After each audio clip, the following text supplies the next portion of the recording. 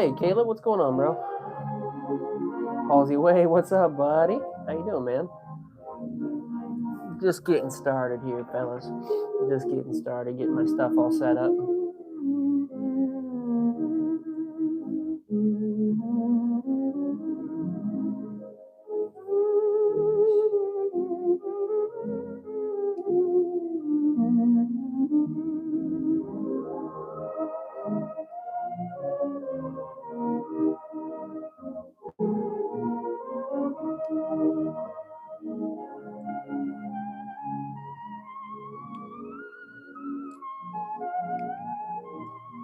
Hey, Mike.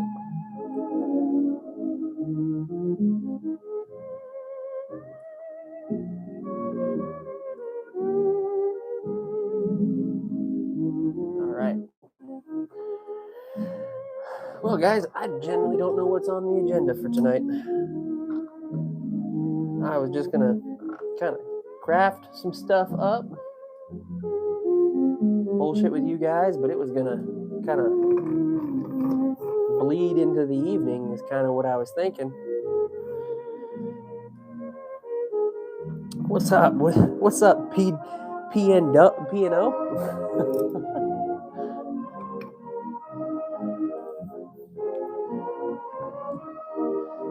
Oh man,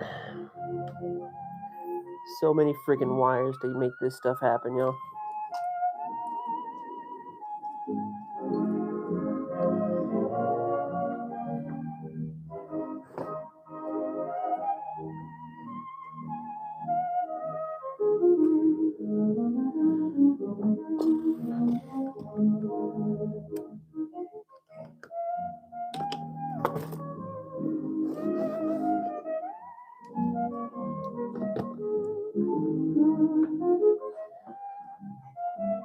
Hey, Paul, how you doing?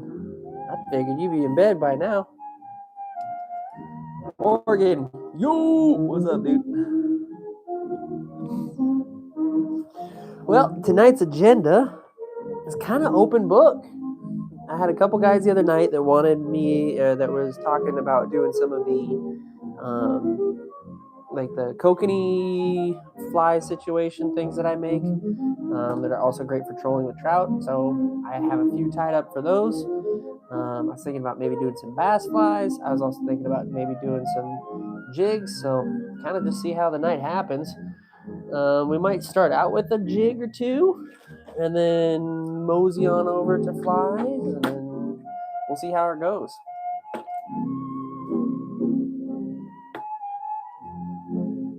And on the agenda is making hooks. Making hooks. That's the old man. He is not with me tonight. This is the late stream. I haven't done the late stream in quite a minute. So this one, I get my coffee ready, and it goes deep into the night. So I have one rule on the late stream is that you have to say good night if you are tapping out. So that way we know who ain't down to stay as long as we can.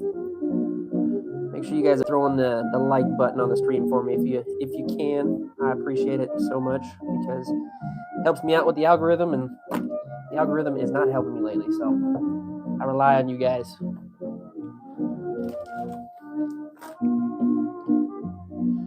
Well, I went through all my fishing tackle after Mike left. Mike in the chat there left my house on his birthday. I let him go through all my fishing tackle, and he got to pick through a bunch of fishing tackle for himself.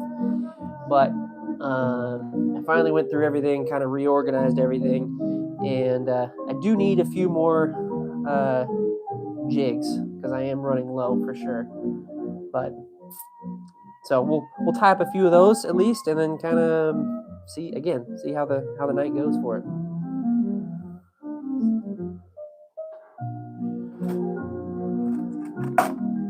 And if the music's too loud or something like that, someone just yell out at me if you could.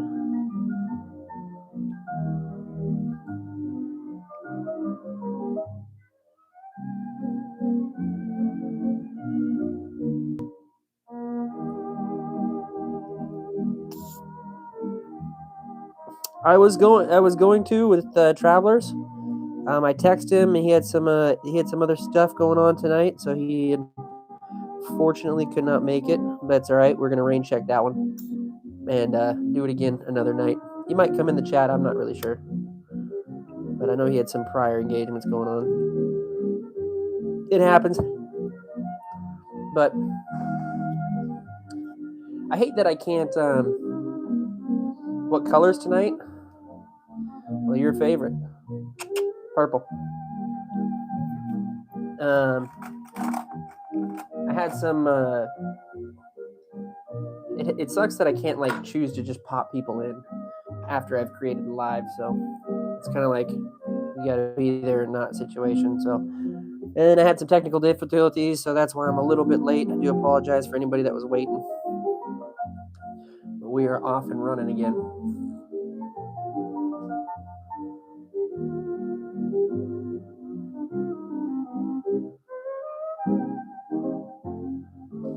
You should do all red if I have. I don't have all red, dude.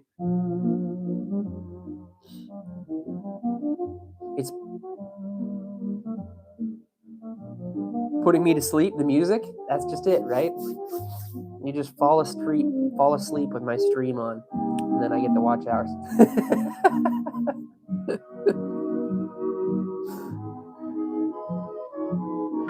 All right. I do have some purple thread, but I think we'll just stick with black because I'm not really sure how deep I'm going to go with the purple on this one.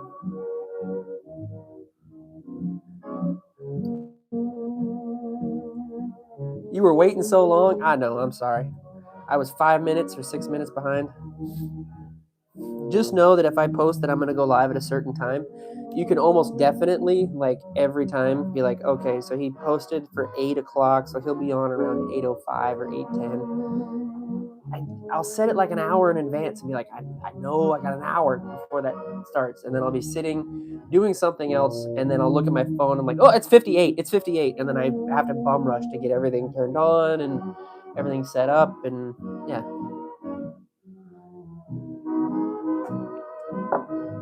Oh, well, this is a good one then. Purple and black. It is a good combo.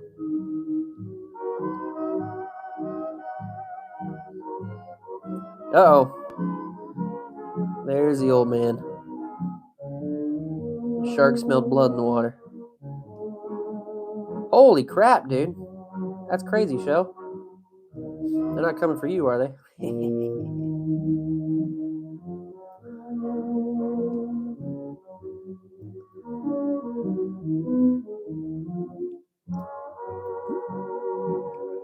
It's a good color combo, I will say.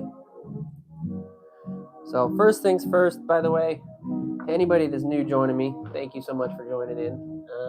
Let me get some photos here. I haven't brought out the photos in a while.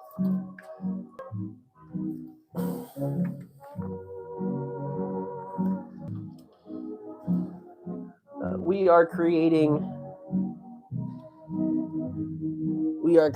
jigs.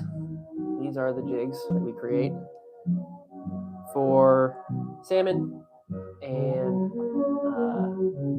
if I ever get the opportunity, which I'm hoping to with Kyle here, to do some steelheading. But I use the jig that I'm making here to catch fish like these. Hey, let's go.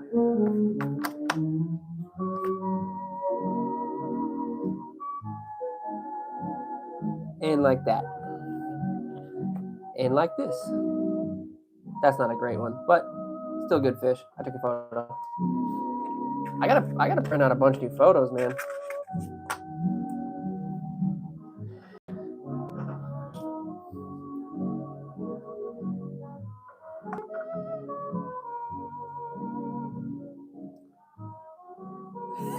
The precious photos. You're just jealous, Mike.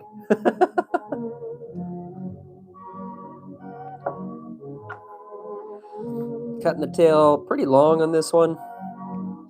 Come to find out that I kind of actually like them with a little bit longer tail.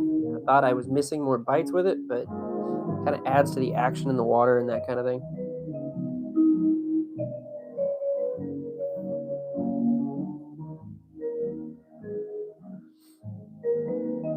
Need another vacation for next couple of years? No. I need one tomorrow, bro. I need one tomorrow.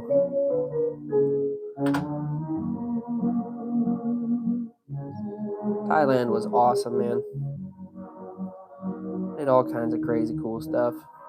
Went in the cage with tigers. Went played with a baby monkey. It was on my arm and up my shoulder. Went swimming with sharks. I mean, I kind of just given opportunity, and I'll do it. You know. How many people in this world say that they went to a cage with tigers? You know.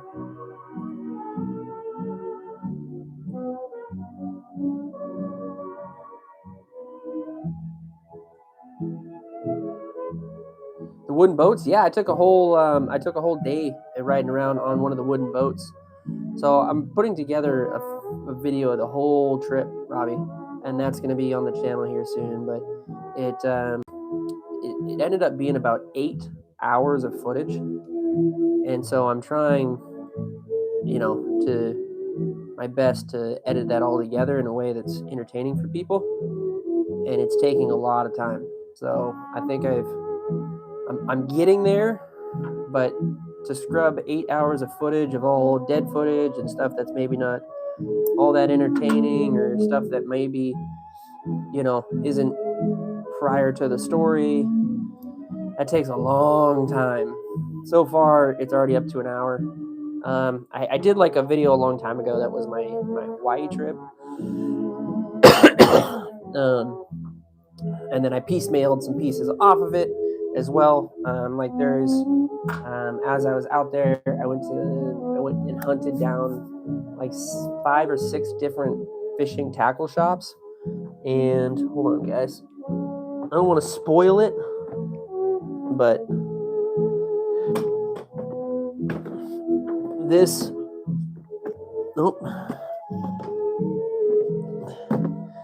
this box here is full of all Thailand tackle that I'm piecing together in those videos. And then I actually have another bag worth of tackle over there. Like half my suitcase was just fishing tackle coming back from Thailand. My wife thought I was absolutely insane.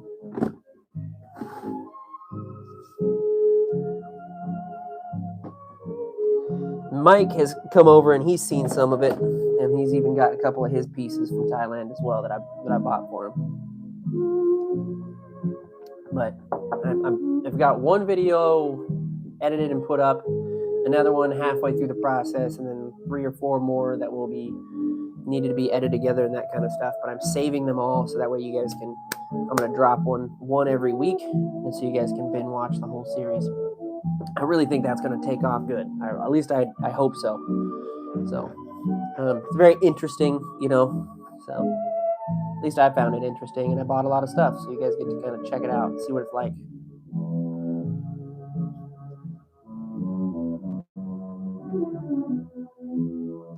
Yeah, I saw that, Paul. I'm excited for you guys. I really am.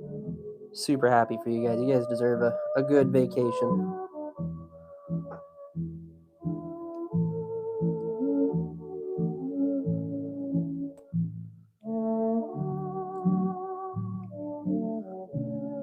Longer tail. Too long. Yeah. I don't know. I kind of like them a little bit long, but not to your point. Like not as long as the stores for sure. I'm gonna put in a bit of this kind of flashy material. Not much though. And then we're gonna tie in some of the. I've got other type of crystal flash and that kind of thing.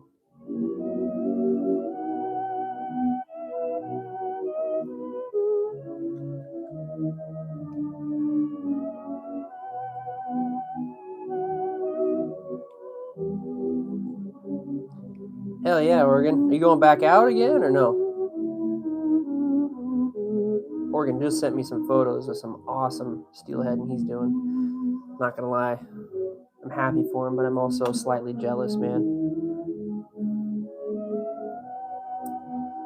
I gotta get me a steelhead.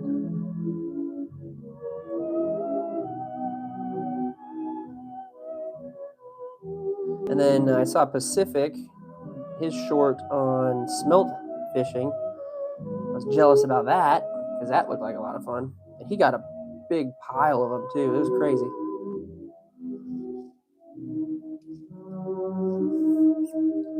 There you guys go.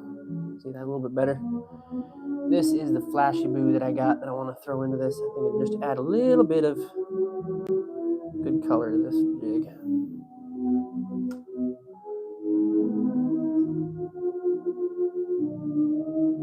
Prior to the introduction of Joy, who is Class's AI agent, most of the screening was done manually, and so it was a little bit less efficient.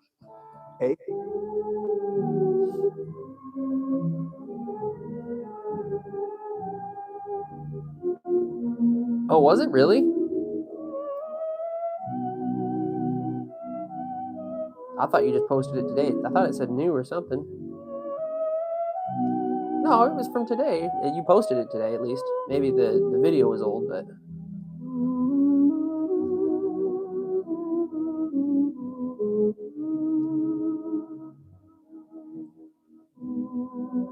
Oh, right on, dude. That sounds like fun, Oregon.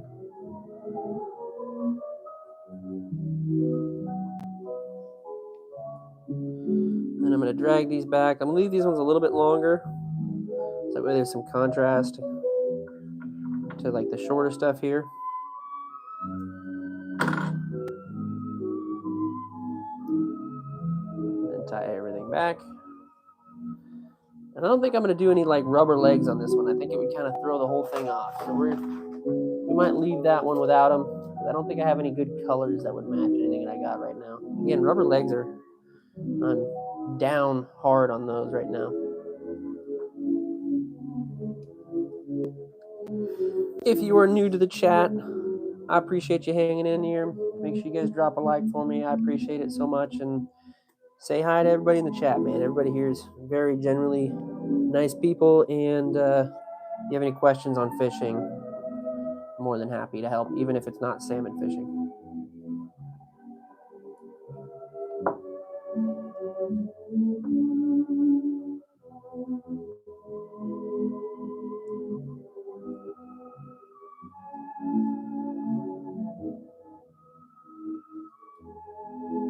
Trying to tickle the fish. That's right. Just get a little bit of a flare going on the get them to sneeze, right? And then they're like, oh, it's like pepper, really.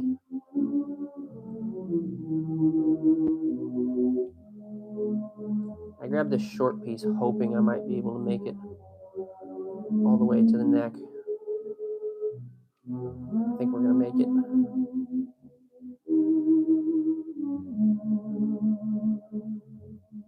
Just barely.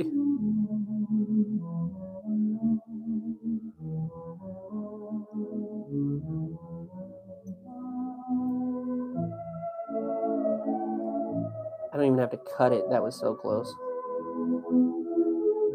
And then I'm gonna continue up here and make a really good head wrap on this thing. I'll sit here and go piece by piece for it. I do usually do and tell people how I build them. I do have a whole video out if you want. Tells you how to make these jigs, but sitting here, I can kind of walk you through it as well if need be. Then we're gonna go in with the whip finish, which is the last piece of this bad boy. Right here.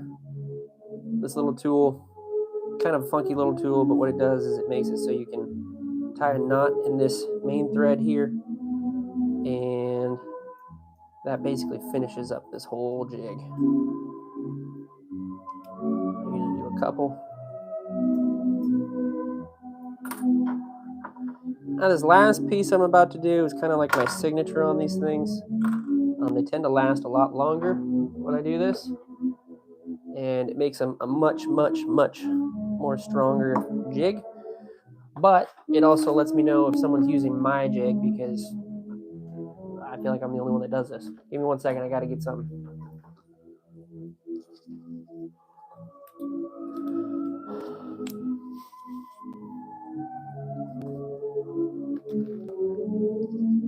So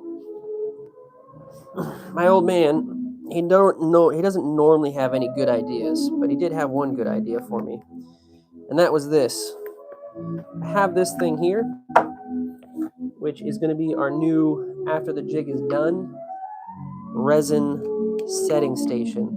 This bad boy right here, boom, turns on. Now when we're done setting the resin for this jig, we're just going to hook them in here, and he can sit and cure really, really well. I'm going to set this eventually somewhere where you guys can see it.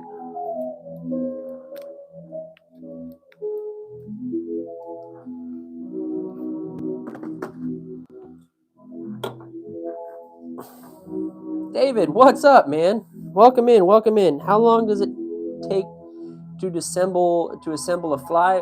Well, this is one of my big salmon jigs. I use this thing to create slow roller. I use these big boys to catch these big fat tankers right here. And they take me, I don't know, if I'm really going at them, 3-4 minutes per. I can really kind of get fast at them, but I typically like to sit and bullshit with people, and then sometimes I don't have all my gear or tool ready or whatever, so it takes me a lot longer on stream. But all right, resin time. Not the pictures. All right. He's been here before.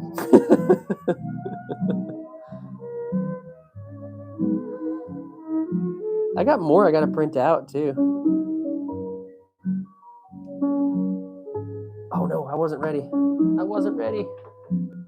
I don't know where my pick is. Where's my pick? Oh, this ain't good, guys.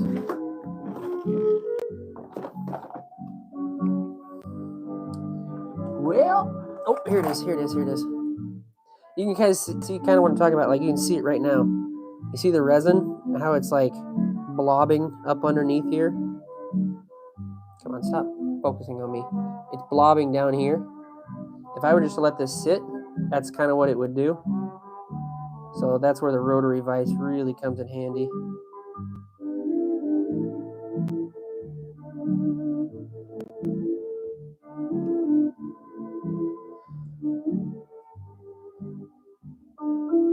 And if I spin it, it kind of just lets everything even out nicely. And now we go dark mode, y'all.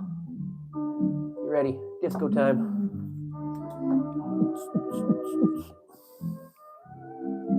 I don't have to do all this, but it makes it fun for you guys. Party time, party time.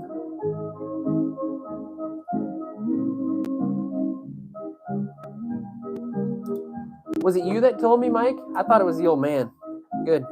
Then it wasn't the old man's idea. I don't want to give him credit for nothing. Okay. So now that resin, check this out, guys. Look at this. Hard as rock. And then just to make sure that everything's finished curing, jig goes in there, and it will sit there and finish curing. This thing just kind of, it's like flashy inside, so kind of make sure that everything kind of sits and cures well.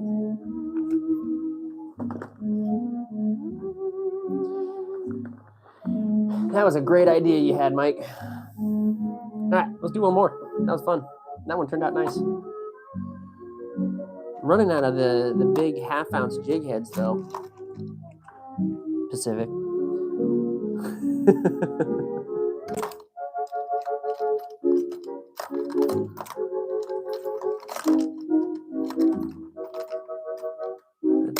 Let's see. Ooh, let's do this pink one. I know the eyes kind of got crud on it, but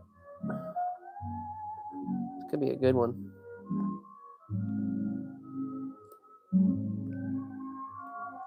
Yeah, we're gonna rock this one.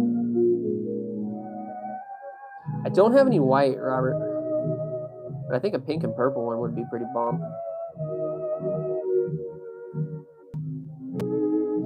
Yo, Jack, what's going on, dude? Been a minute. How you doing, bro?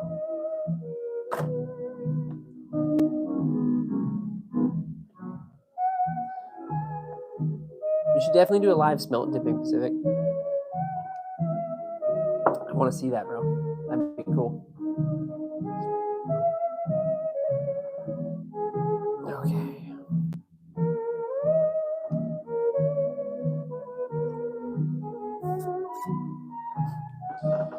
Got another half ouncer here.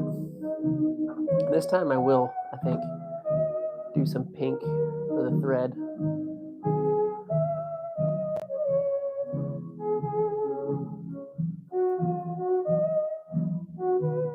Oh, nice.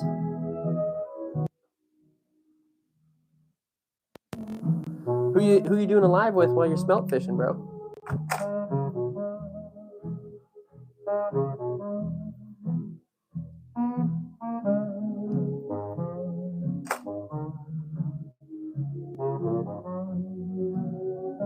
Oh goodness.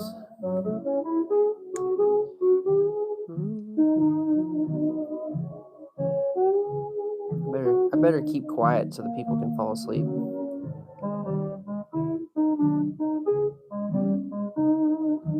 Some people don't like me yelling.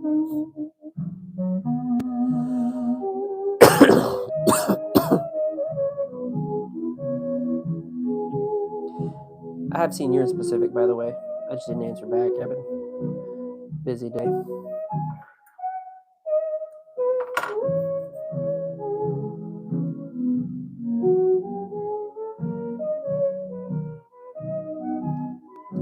I told the old man about your crab pots, though. Those things were sick, man, that you created.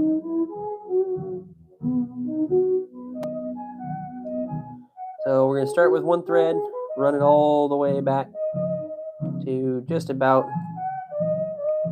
I mean, I go just a little bit past where the hook meets the shank there. I go a little bit past just because I want to start that tail a little bit farther back.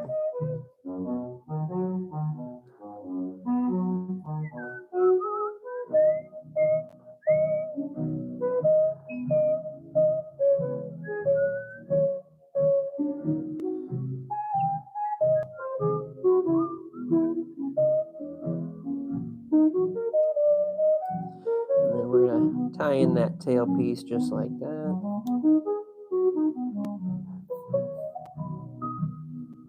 We're going to leave this tail pretty long. I found a piece, but I think I'll just leave it. There's no point in cutting that down.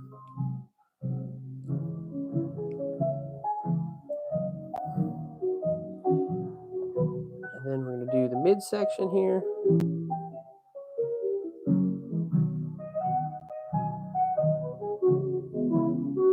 Now for these, I don't know if this is a step that anybody has really picked up on, but I tie them in backwards. I think they lay down a little bit better when I do that this way. So I've actually have the fur in the opposite direction. So when I go to tie it, they tend to lay down just a little bit more this direction, like I hope. And we're up to 16 likes, y'all. Thank you guys so much, man. Generally, any little bit helps. I appreciate it.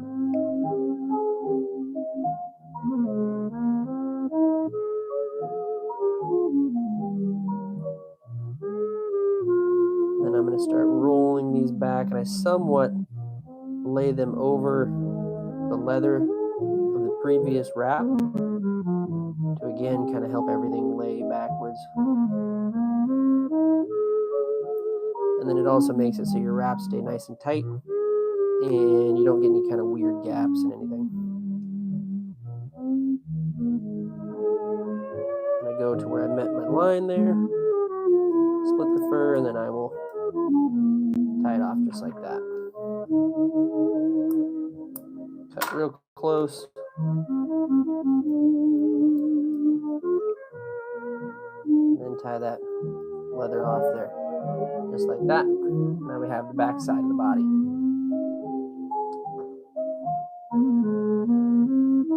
You're live 4 hours, dude? Damn. Hope you got some good hours for yourself. Nice, dude. Yeah, see, just let the people get involved, man. That's a nice thing about like when you're just doing it for yourself or for for fun is it's not like quota style. You know, I don't have to. We get to just kind of do whatever we want to do here. That's what makes it fun. Makes it fun for me anyway. But my dad's been getting really into the soft plastic thing, so he's been flirting with the idea of seeing about maybe doing like a shop with his stuff.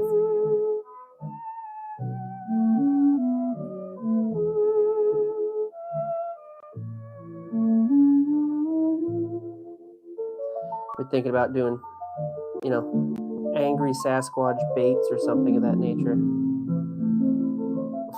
as the name.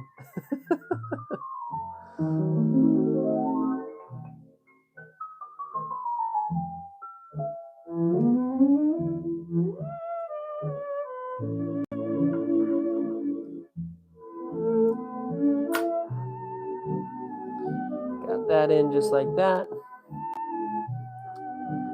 I feel like I should add some of this. I think that would look good on this too.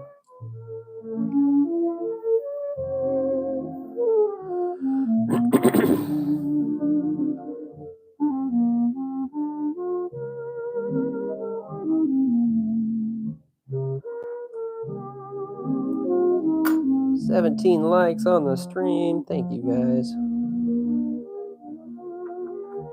Again, if you're just hanging out with me and you haven't already, I appreciate you guys subscribing. I do this almost every Friday. I've been kind of off my game, coming back from a kind of a trip and whatnot, but I'm gonna try and get back on the every Friday grind. And then sometimes it'll be like the surprise Thursday one if I can get around to it. And then I drop a video, trying to drop a video every other Wednesday. And then I do shorts daily, Monday through Friday. So I grind, man. I grind. And I try and bring you guys cool stuff all the time so you guys can at least have some good content coming your way. Okay, we're going to do a couple of these wraps, I think.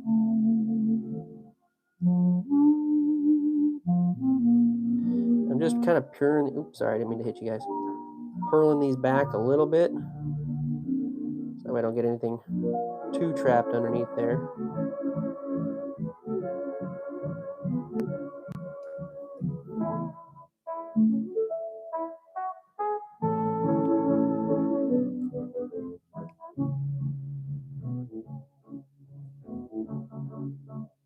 It is, Jack. Yeah, it's for salmon.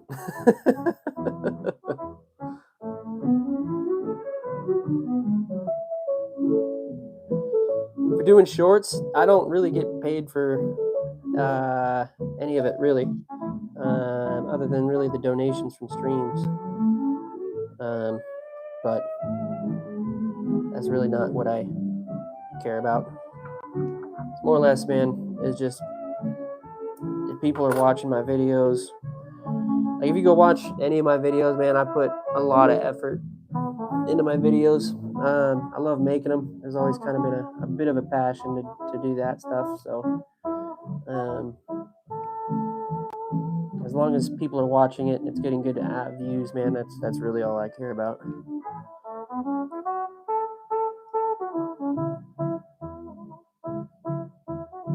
People have been very kind and generous to me on these streams, though.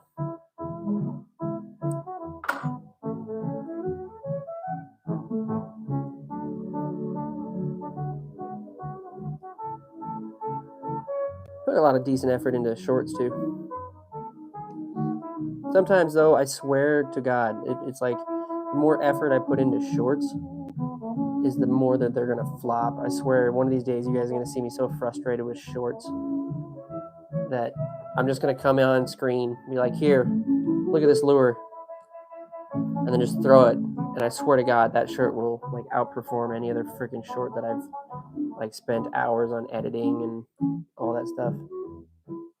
Like the shorts with my dad getting all, you know, frustrated and on stream and stuff. I didn't want to tell you guys how much effort that took for a 30-second freaking short. But whatever, I wanted to make it. It was funny to me, so And any chance I get to bust my old man's balls, that's always fun.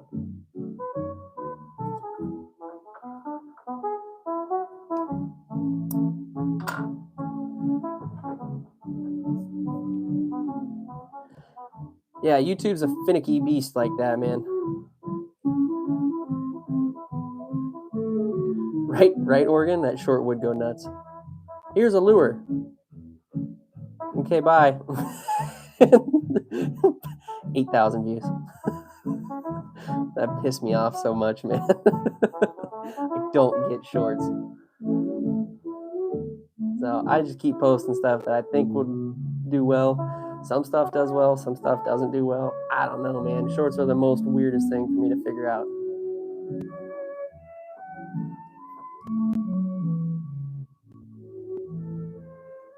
Just throwing it, just hucking it. I thought about doing like, some guys like do that whole like they're building a jig or something like that, and they just like and they do like fun editing as they're piecing it all together and whatnot. Thought about doing one of those one of these times. To music, Hell, you guys might see that next week. All right. Anybody that doesn't know what we're doing here? Bro, 30K would be nuts. If I got one of those to go to like 30K, bro, that's all you would see from me for about a month. Here's another lure. Okay, bye.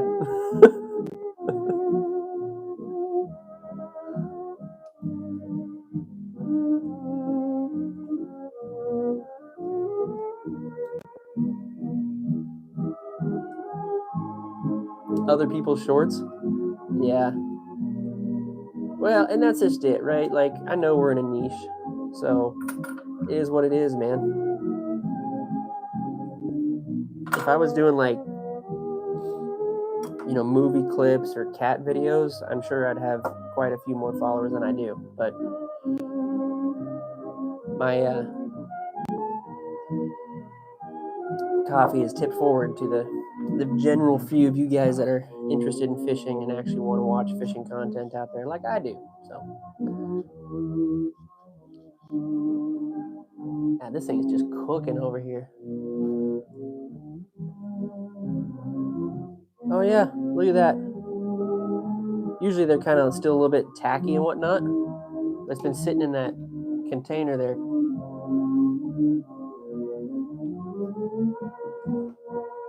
Kind of warming up.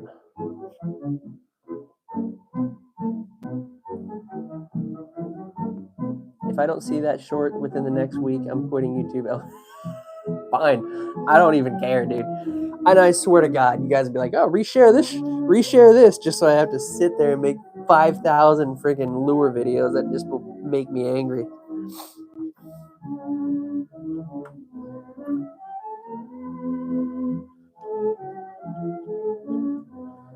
Okay, resin time. That means it's almost Disco City. Come on, there's a hair on the end of this thing.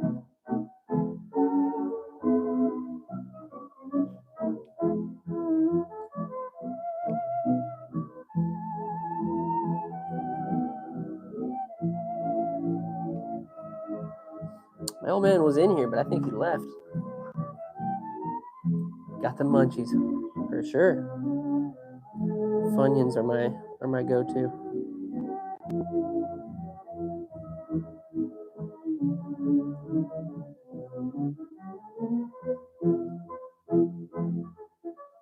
I do like kettle chips too.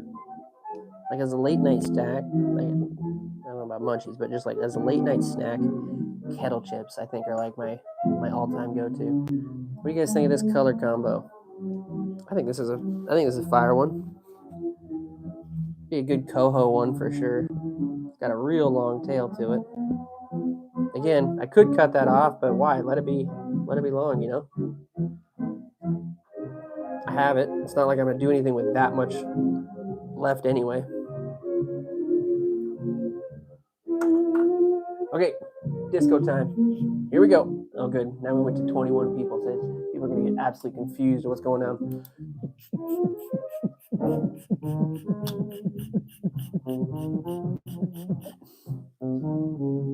This is how you have to set the resin on salmon jigs. You must make it a party. Is this a glow jig? No, I thought it was. Look at that. Yeah, that hair just like fluorescent as hell.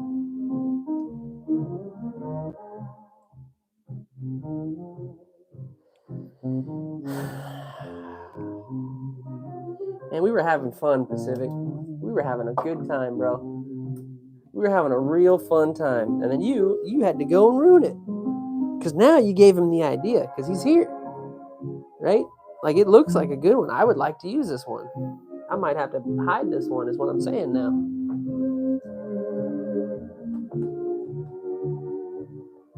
Going into the cooker.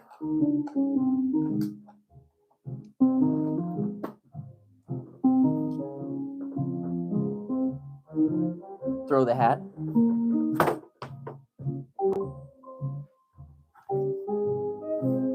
Done.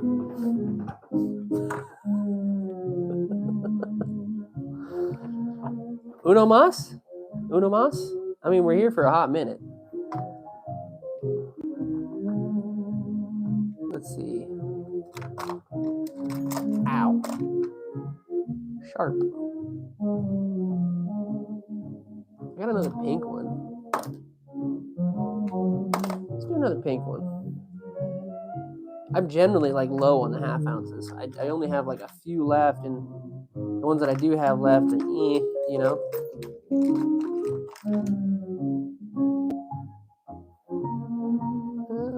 Yeah, we're doing this one.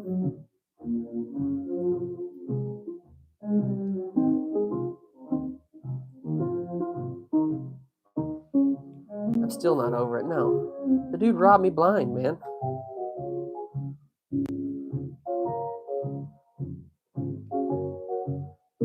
He got a brand new fishing reel out of it too.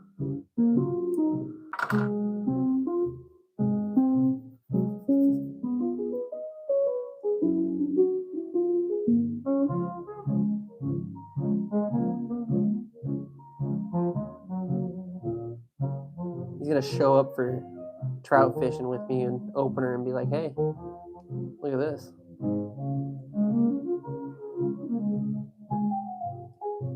Yeah, dude, he walked out with like a handful of jigs, a couple new Dodgers, a bunch of spinners, and a freaking fishing reel. Yeah. He loves coming over for his birthday.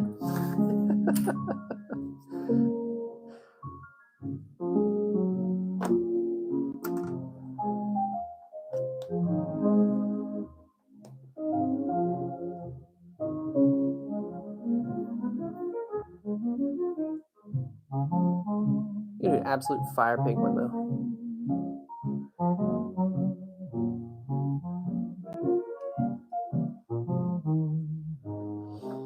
New orange, I'm gonna call kryptonite and half kryptonite. Pink nightmare, we call it double trouble. Oh, that's pretty dope, Morgan. Man, how do you get in these all these freaking like sponsorship deals, bro? Like you, Billy, a couple other people I know. Like I know Billy is like he's doing that whole like affiliates thing, I think, with Amazon or whatever. But ain't nothing in my inbox.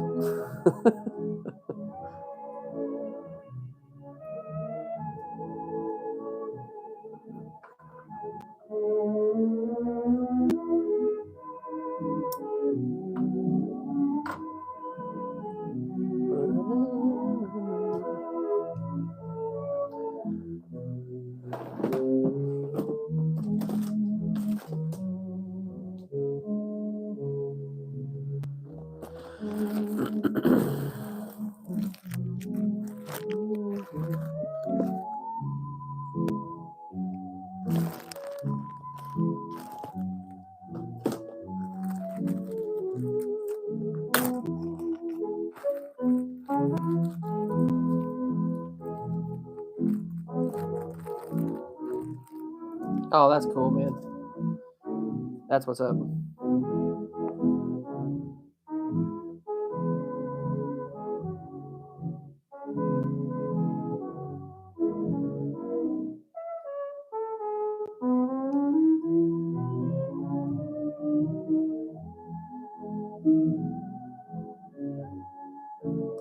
pattern style you guys haven't seen from me in a while.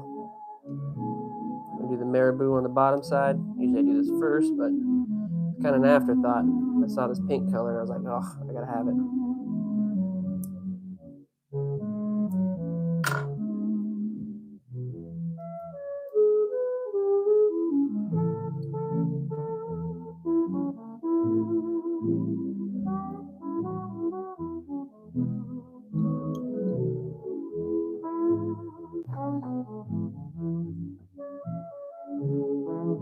Last 4 years, and we developed a relationship, and he offers. Oh, right on, man. That's cool. Yeah, because R&B is pretty big. R&B is a pretty big one.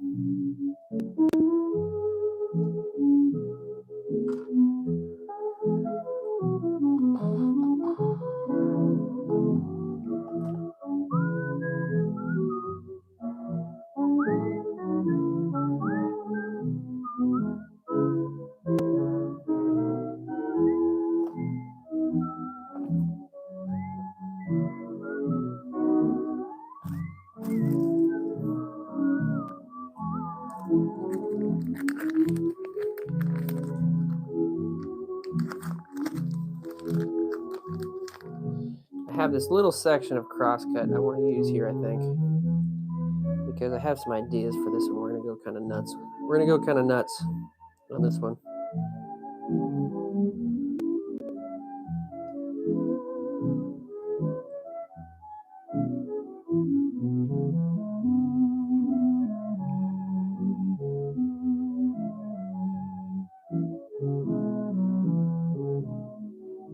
Okay, fish, you got to make a couple of the same ones so that if you're hitting and you lose one, you have a spare or two. Or on Mike. Yeah, I normally do, right? They're all close variations. I do like blues and pinks. Maybe they're not exactly the same, but they're pretty damn close. And dude, I have so many at this point. Like, if something hits, I've already lost 3 or 4 that day, and I don't remember what it was I even got them to hit on, especially if I've lost it or whatever.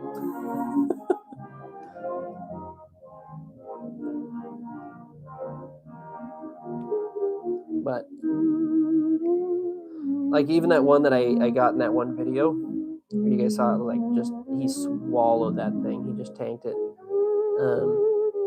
That was an odd color. So I mean that goes to prove too. Like don't be afraid to try new colors, especially that orange. Because if you go back and look for it, look at that video. That was an orange one. And then there's a secret reason why you saw Mike grab a crap ton of orange ones out of my box when he came and did his little shopping spree. Don't ask me how or why, but it works really well. My best guess is that past 2 or 3 years, they've been really honing in on the shrimp, maybe, out there in the ocean. And so they see that orange one just bobbing around. They go after it.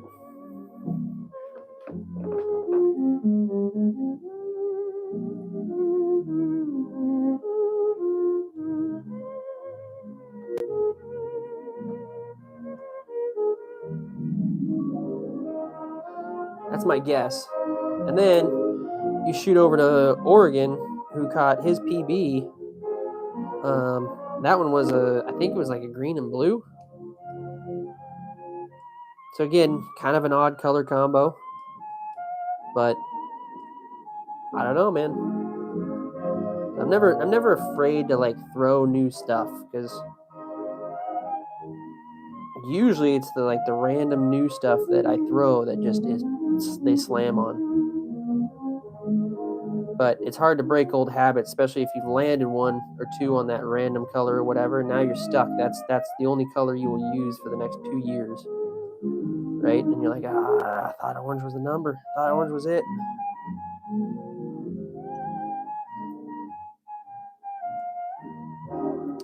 Yo, Daniel, what's up, dude? How you doing, bro? Thank you for chatting in. Appreciate you. Currently making up a salmon jig at the moment. Some crazy variations to it.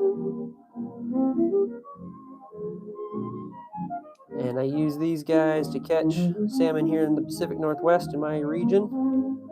Obviously not right now, but I catch fish like these with this jig right here and that one there.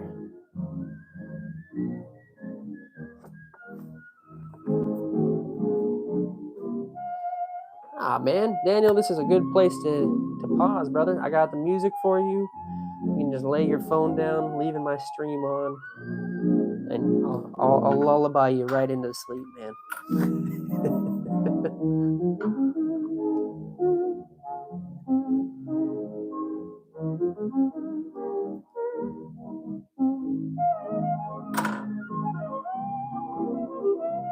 I appreciate that, dude. I really do.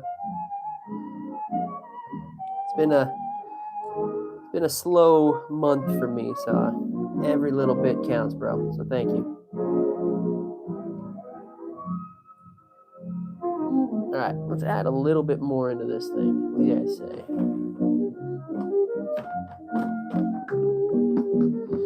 I have this cool stuff here. I think we will add in.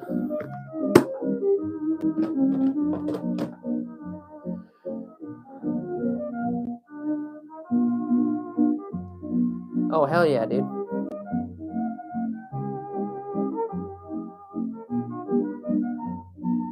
Long leader bead rod, bobber dogger rod, jig rod, and a spinner. God damn, dude, how many rods do you take, bro? Like I take 2, and I thought that was standard, to be honest with you. I thought more than 2 was a little nuts, but maybe I'm wrong.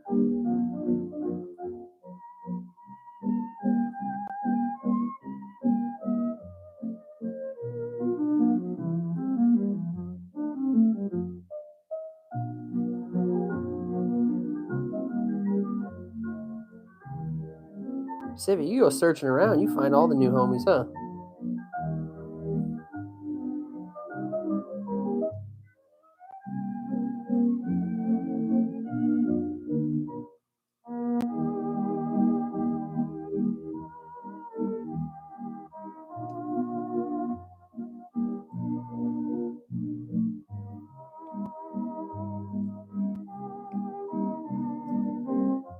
All right, Paul, have a good night.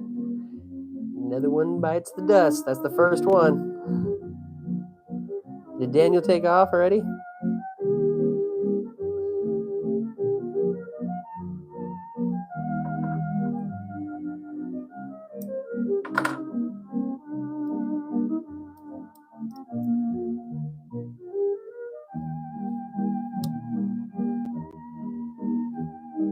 Now we're getting into it.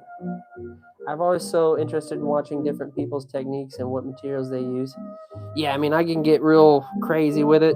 So I do this as a hobby. This is just me doing it live stream for people's entertainment. I try and create a cool vibe with the music and the lights and all that stuff.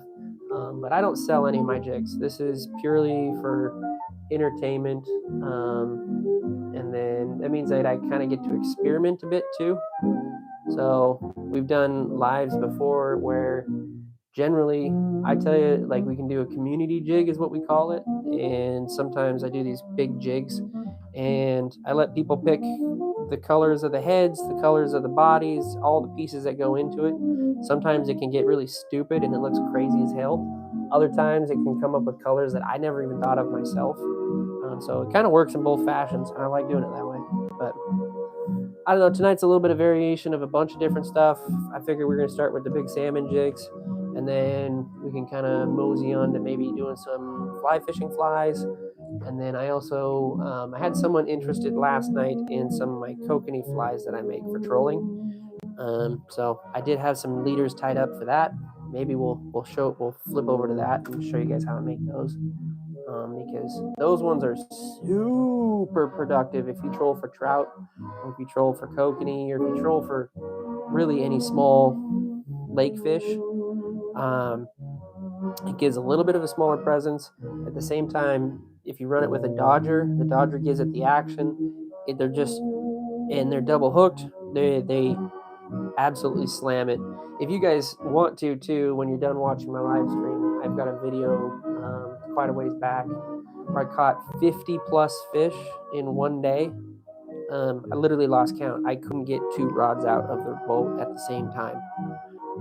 By the time I set one rod and put it in the pole holder to go set up the other one, that one already had a fish on it. And yeah, it was a 50 plus day fish for me and Mike. At one point I had 2 rods out, and I literally had 2 rods in my hand, and I was reeling both fish at the exact same time. It was a shit ton of time. But that day was completely off of that fly. Well, not completely, but it was mostly off of that fly, and then some of the small super baits that I use as well. But I rig them differently than what I've seen before. A lot of guys use beads. I tend to use like bobber stops, and they work a lot better. Where is it at? It's in one of these freaking boxes. And then to anybody new here too, I got videos coming out here soon. I recently went to Thailand, so I got a bunch of tackle from Thailand, and then I have videos of touring all those crazy Thailand tackle shops too. So yeah, these little hot tails, man. These little hot tails are the shit. So on the back, they show you to run them with beads. Don't do that. Take a bobber stop, run it a little higher up, let those hooks flop around behind with either a piece of worm, egg, whatever you want to do. They will slam it all day long. It is a good kicking time. Gator. All right, man. Well, you have a good night, Gator. Appreciate you stopping in, brother.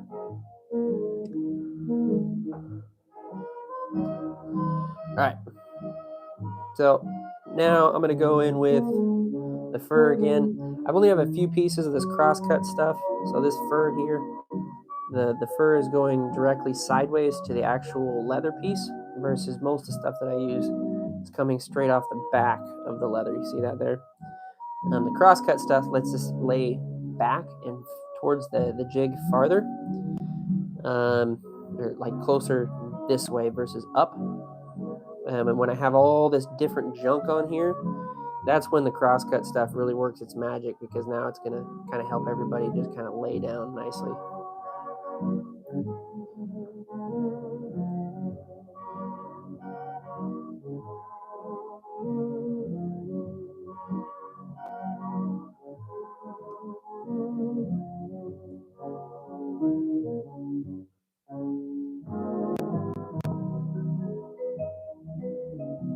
Just like that.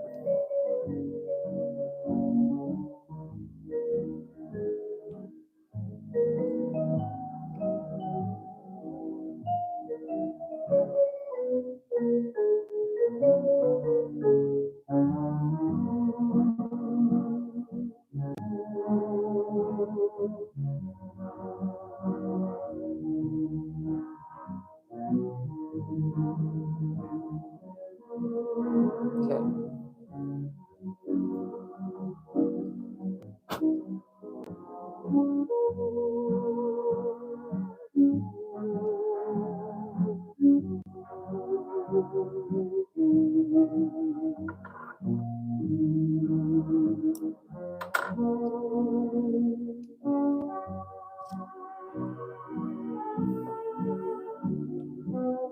Riley, I do. Not much. I try and get into it. I really do, but I have watched a little bit. Nothing really like super popular though. I tried like hell to get into the whole one piece one. I couldn't get into it. It was a little too much for me. But I did like Attack on Titan and that kind of stuff. Like I said, I don't really watch much, but I'm also old school, so like Cowboy Bebop, shit like that.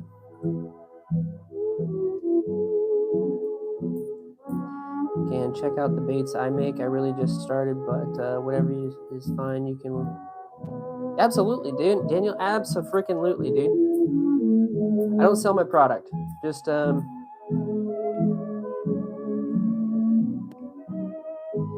yeah, I don't sell my product. It's just for entertainment, and then know, if you have the ability, make them yourself. I'll teach you everything about how I make them. So,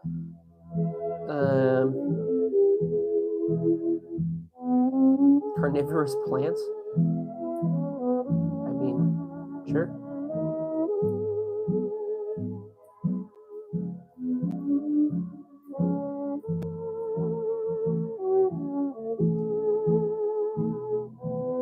Yeah, send me, Daniel, send me a, or just on one of my shorts or whatever, man.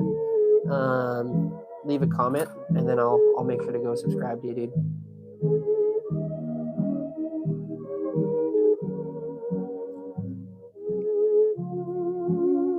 It's just random, bro. It's just random. I had a couple of those, what are they? Venus flytraps growing up. Could never get those things to live, though. All right, UV time.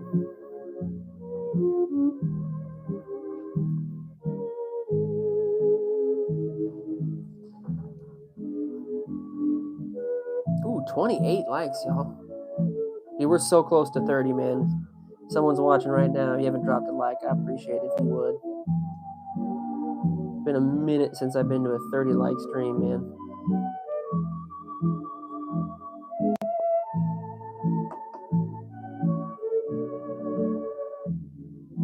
Dealing with your lathe. Oh, what's going on with the lathe? It was 29 for me. Does it say 30 for you? That took no time at all. Yo, Benz, what's going on, bro? Welcome, man. Appreciate you.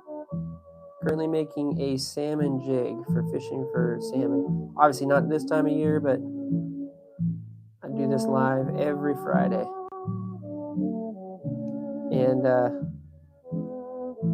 my jigs are proven fish catchers. If you go watch Oregon Fishing Adventures video, personal best coho was caught on one of my jigs. Very proud of that. Okay, disco time, boys. Here we go.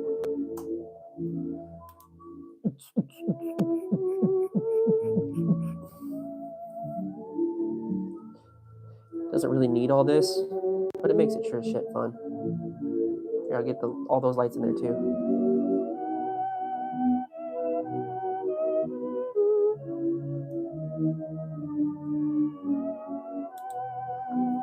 Congrats on, do you remember my congrats on the 2000s?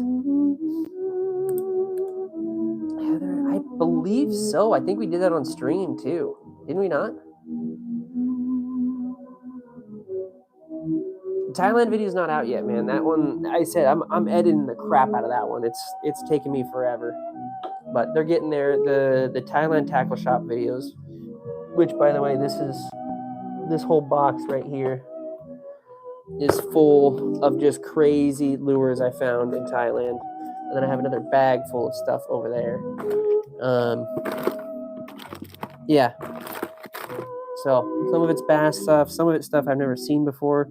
Some of it's cool parts for reels that I found. So there's a lot of shops. And if you guys, specifically talking to my old heads here that have been in my channel for a long time, they know I am a Daiwa diehard. I love Daiwa fishing gear. Most of my stuff's Daiwa fishing gear. My whole rod collection sitting over there is on a commercial grade Daiwa, like you'd find this in a store. When I was in Thailand, I randomly talked to a guy in a shop, and he let me know of another shop just down the road. I went hunting down the road, went some random alleys in Thailand, in Singapore actually, and found a shop that was a Daiwa specific shop. That's all they carried was Daiwa parts, Daiwa rods, Daiwa reels, Daiwa lures. I spent a lot of money. Oregon, I spent a lot of money in that shop, dude. Yoshi, what's up, bro? What's up, Yoshi?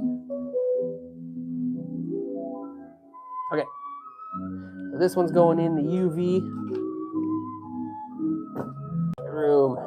Here we go. Look at this thing here. As the jigs get done, they sit in here and bathe in the UV light. Oop. Boom. I use this for my squidding jigs, but it's working great as a little like curing station.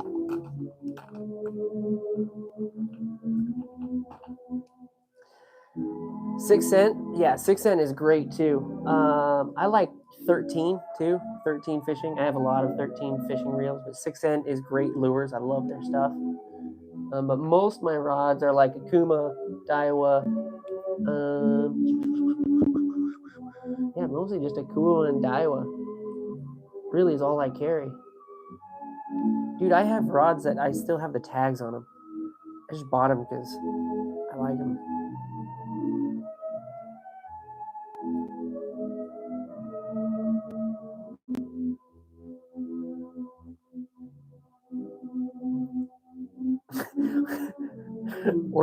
Oregon's kind of like a Oregon's like he's like, hey, free is nice. All right, should we make more jigs? You guys want to stay on the jig game, or do you guys want to move on and do flies now? What do you guys want to do?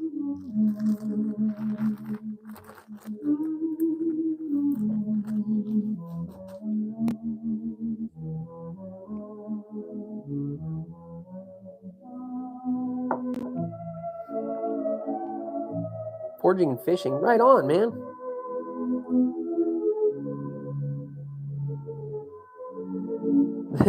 The UV thing, this was some online purchase from Amazon.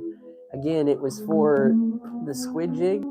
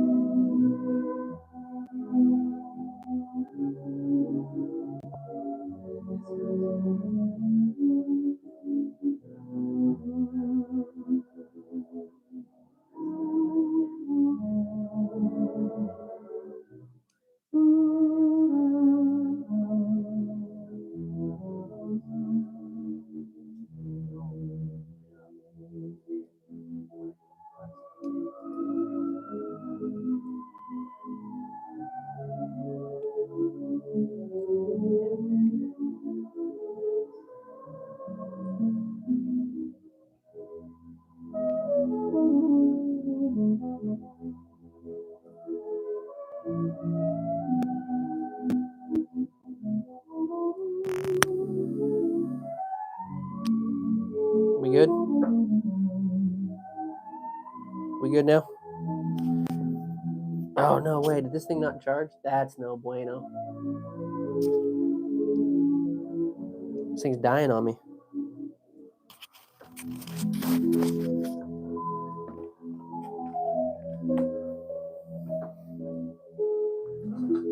Hold on, y'all.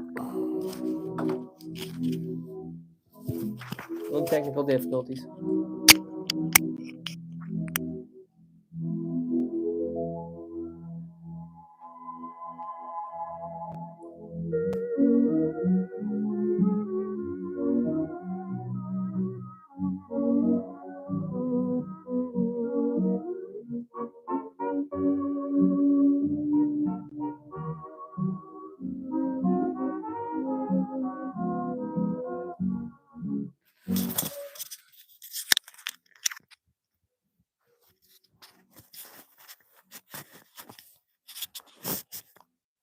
All right, we might have to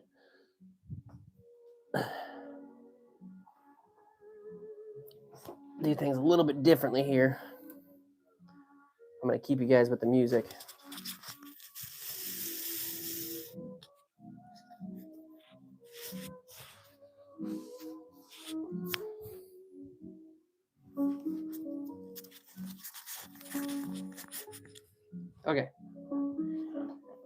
Can you guys hear me okay? We good?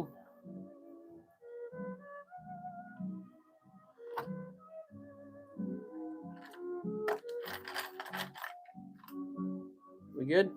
All right, thank you.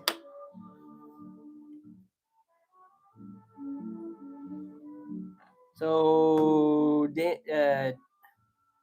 Danaway, what is it that you make, man?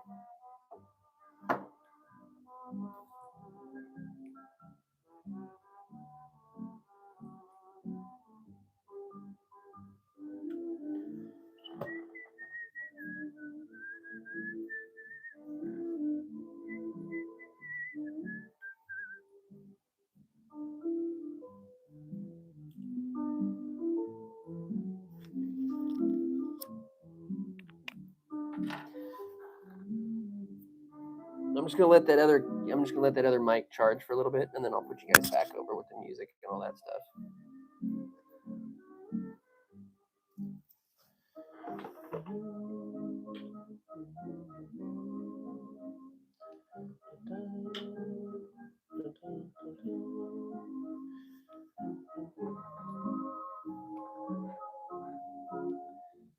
Ooh, dude, you should be here then when my old man's on.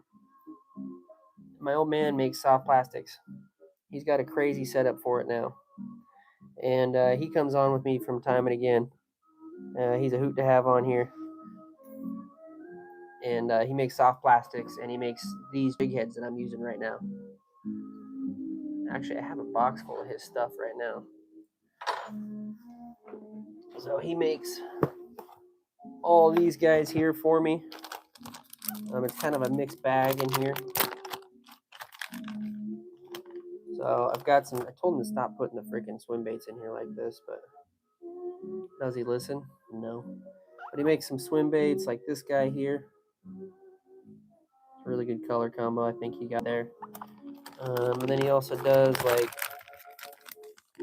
the small little panfish crappie guys.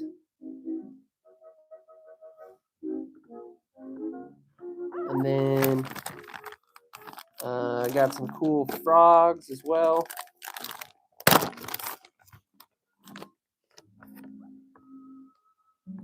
Like that pearlescent to them. Really turned out good. And then 12-inch sinks. Got those in the hot pink as well.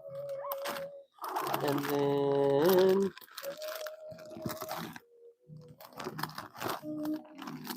here they are. And then the Guggen Bandito bug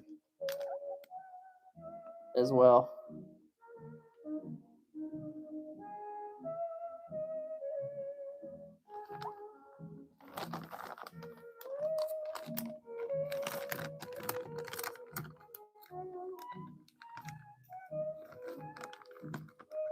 So the tail's a little bent. I told him to stop putting them in the bag. So he sometimes mixes them with other shit, right? And when you put them in the bag like that, they can get a little mixed up. Oh, these too. These are great. These are little Ned head tail pieces. These things are great. But yeah, he makes all those, plus these jigs here.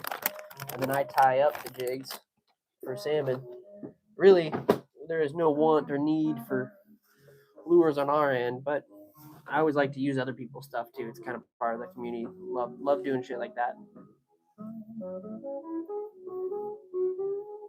For sinks, sorry for. Oh yeah, no, all good, dude. Dude, Ned heads do smack or. I love them, especially for smallies. I don't know. You do much bass fishing there, Oregon? I thought you were a salmon nut or a steelhead nut.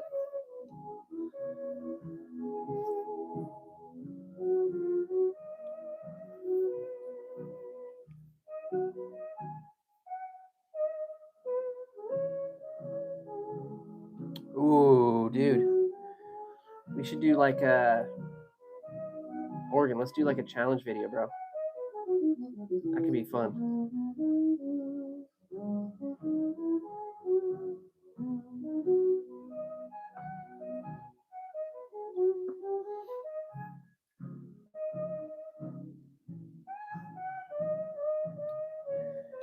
do like a video where we both start out on the same day, same hours, and like do like a friendly tournament. That could be fun, man.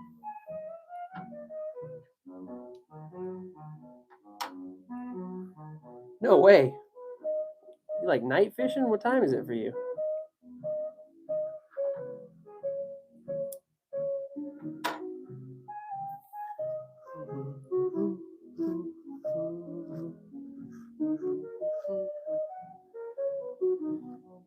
I fish lakes, but you could fish river, man. Don't matter.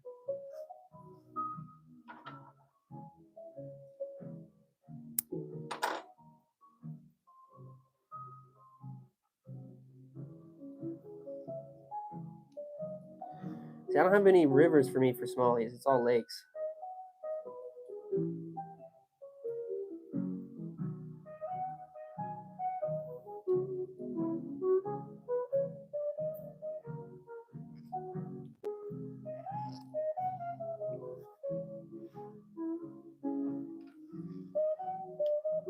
Ooh, there many big. Is there many big bass in the Columbies?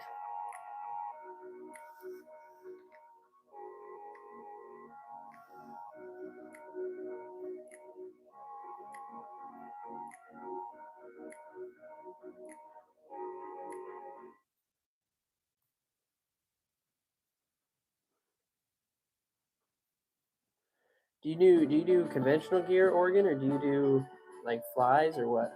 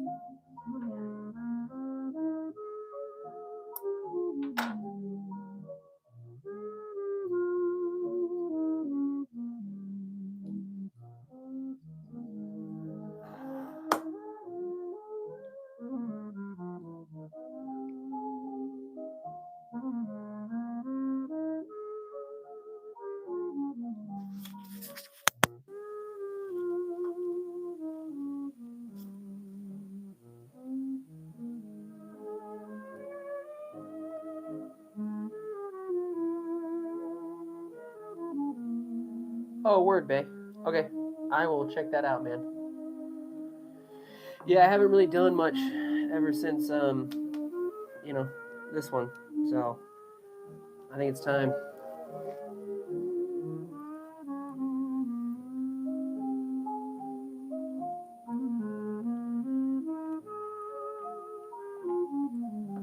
By the way, this little water bottle of mine has been with me for a very long time. That's Hawaii there when I went to Hawaii. Whidbey Island here in Washington. This is Kettle Falls, Washington. Deception's Pass.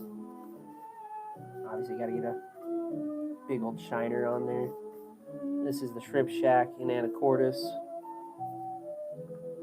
Friday Harbor. This thing's been with me everywhere, man.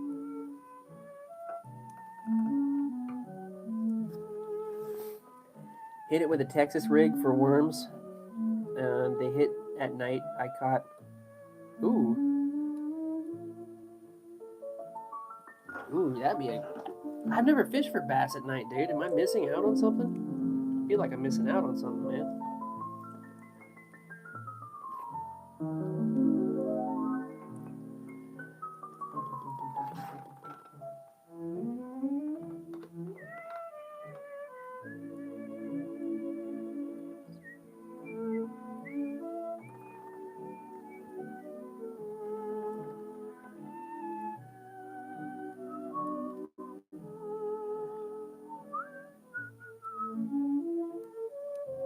Okay, pulling out 3 rubber legs here on each one.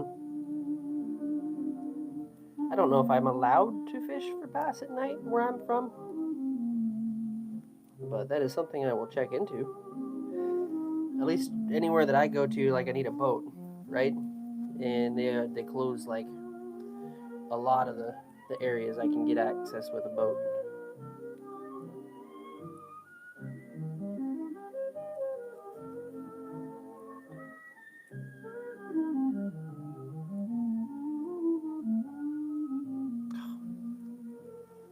Okay, so we're going to take one strand of this crystal flash and we're going to take 3 strands of rubber legs. I'm going to put them both together.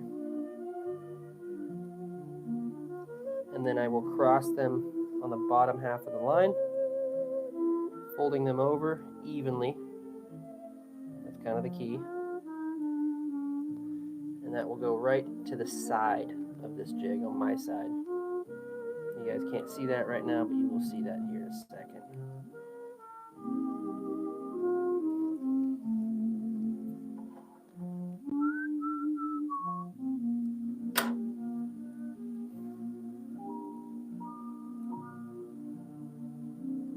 See? I'll do the other half.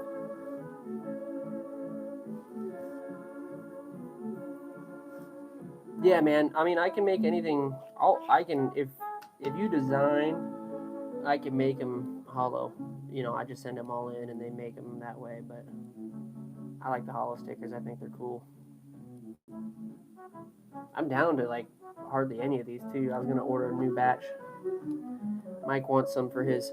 Lucy, what's up, dude? Mike wants them for his car.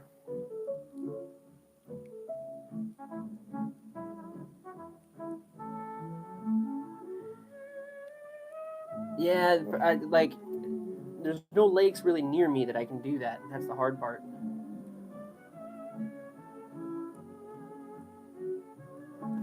Lucy's got the membership too, man. Right on. Thank you, brother.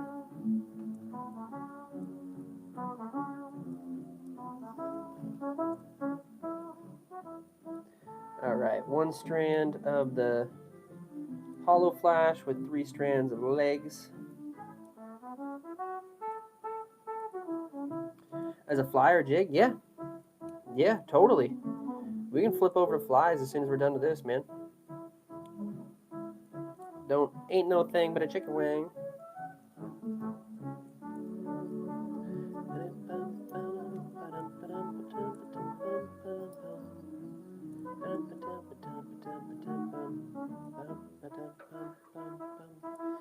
You guys tell that I've listened to this music enough times that we've done the streams now?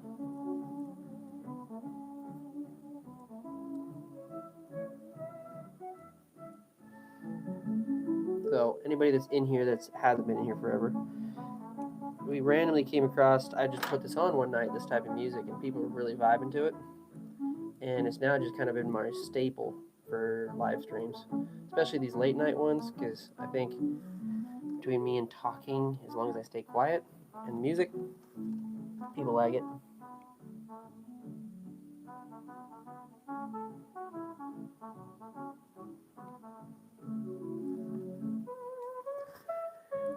Yo, Manic with the GG. Thank you, brother. Is Manic in here? Is he just lurking? Where's my boy at? Butters, what's up, man? Been a minute. Yeah, I'm getting some familiar faces in here. By the way, we're at 35 likes. Thank you, guys. Just got here. Right on. So you just came in, just drop that real quick. What's going on, brother? It's been a minute since I've seen you, dude.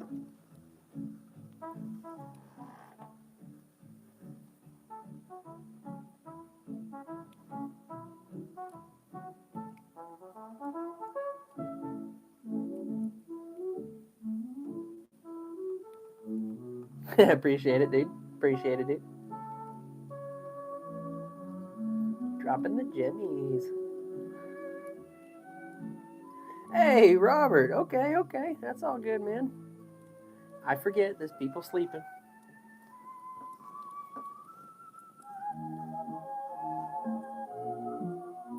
I'm doing good, man. Doing real good. You know, trying to get back into the swing of things of the streaming. You know, after Thailand, and then we did the sportsman show. I had Mike here, then I had my dad here. Then it was, you know, it was Valentine's Day, so I had to treat the wife nice. So, yeah, man, I haven't been doing my normal my normal Friday night streams. What, bro? Did you just re-up? Hold on.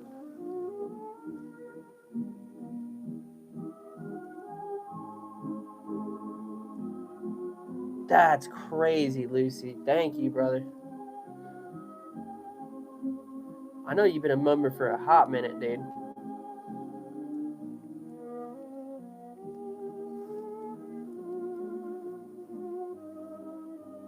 Is that a re-up? Am I understanding that right? Did you just re-up for 7 months?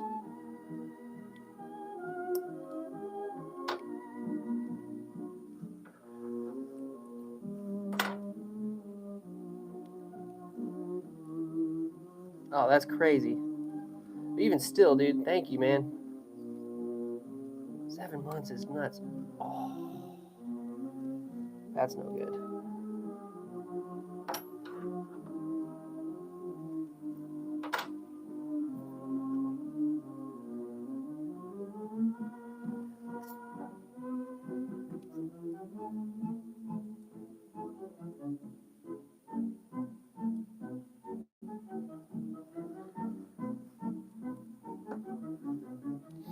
That's crazy. That's cool.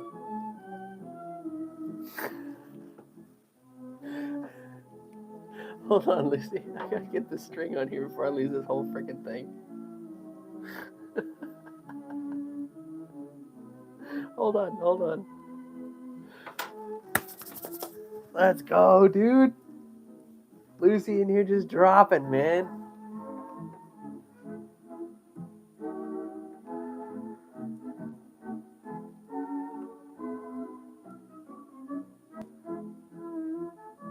Do I ever make crabs as flies? I don't, dude.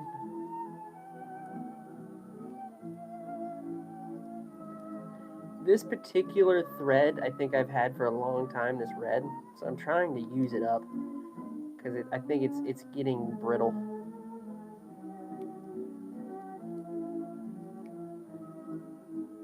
Lucy, you got to go in and go watch the shorts I've been making with my old man, getting all angry in the last stream we did together, man. It's freaking hilarious. You guys missed a couple of good ones, man. I don't know what the name of this one is, man. You guys name it. It's kind of leechy, isn't it?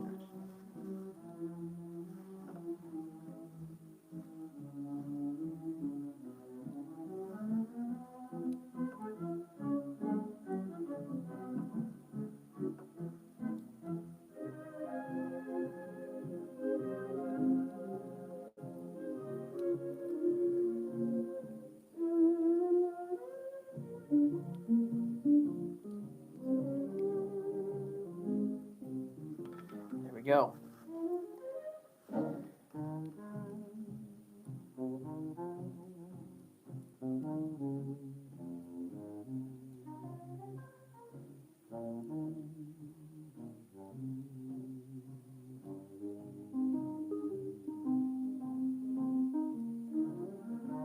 The angry Sasquatch. I know. I love how there's now like a group of people on like that are just trying desperately to get the old man to like just lose his shit because it's my favorite thing to do too.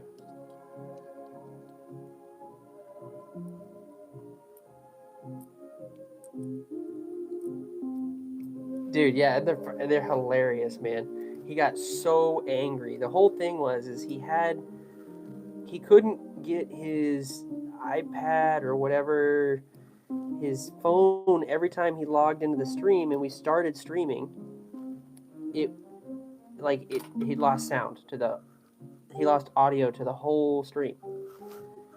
And I had to restart the stream twice to attempt to like fix it, and it didn't fix it. And so he couldn't hear me for a whole stream.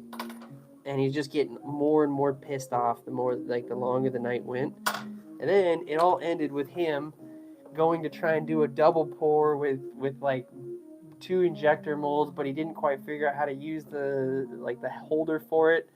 And so they spurted up out and burnt the shit out of him, and he burnt the hell out of his hand. He was just having a hell of a night.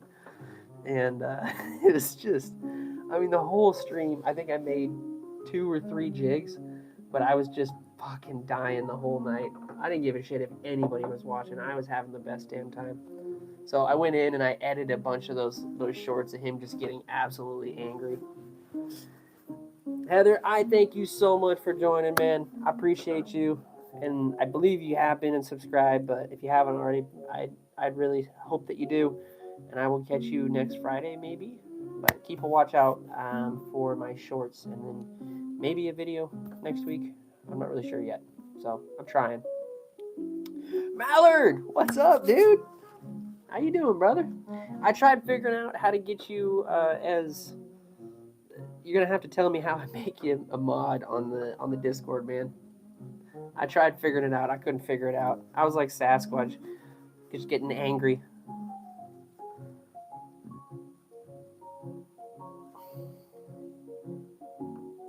It erupted. Were you there, Lucy? I can't remember now.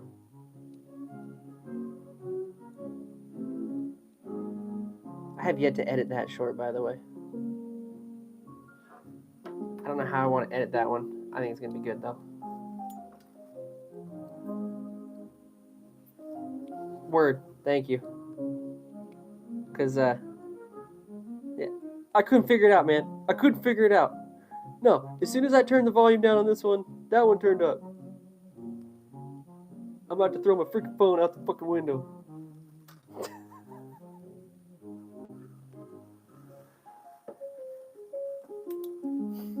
Yo, Gabriel, what's going on, man? Welcome in. Appreciate you. Oh yeah, this is not quite a fly. We're gonna be moving over to fly soon. This is a big old salmon jig I use for catching fish like these. Bam! These fish right here.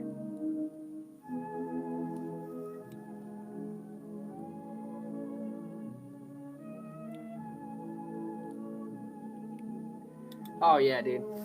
I'm not gonna lie to you, man. Like I let you guys know here in the live streams because it's my fastest way to talk to you guys. But like I have one video up on the channel right now, but I'm holding it back because I don't know.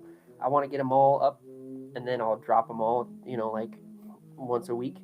Should be about 4, I think, 4 or 5, maybe 6 in total.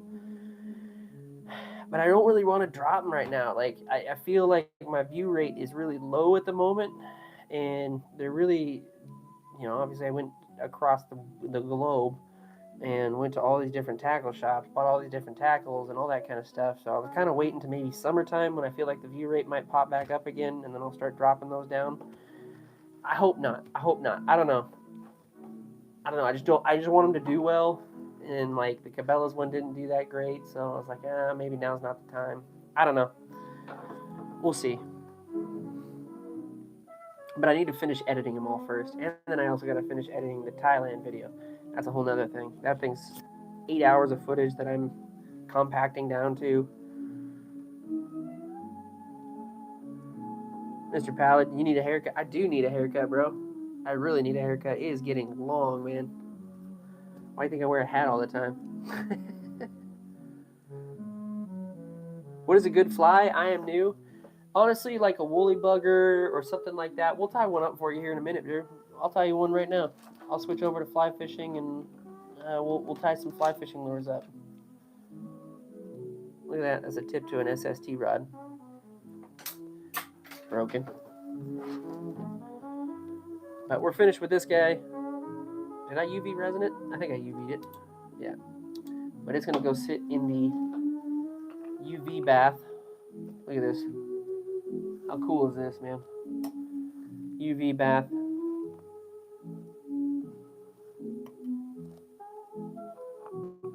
Whoop. They're sitting in there curing now.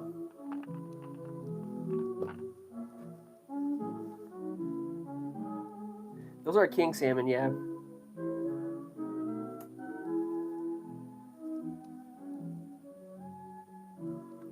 What you mean? Brother, I'll be all right for myself, brother. Don't worry about it. Start with a woolly. Best advice ever for starting fly tying. That's always been my go-to for people, man. Honestly.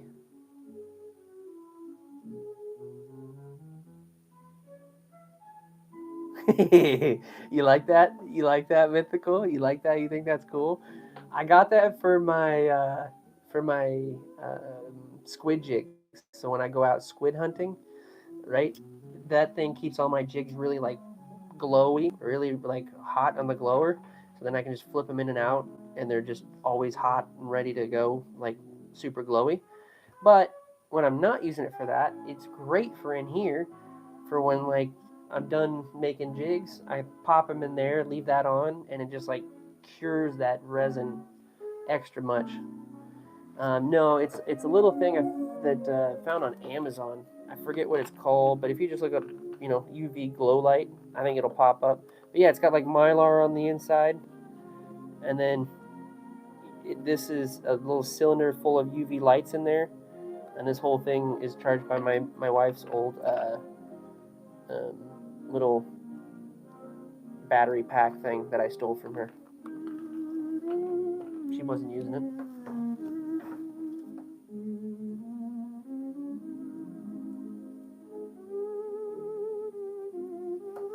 Okay, we're gonna switch over to jigs. So you guys hang out for a second. I gotta do a little bit of flies. I gotta do a little bit of cleanup before I switch over. Otherwise, it just becomes an absolute rat's nest up in here.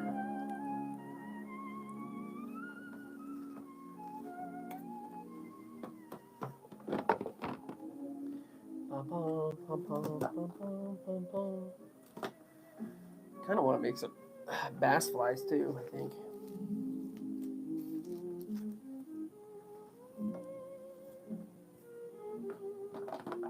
It's been a minute since I made a woolly bugger too, so.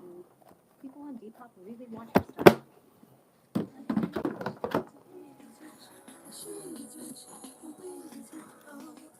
Sell your clothes and make even more money with no selling fees.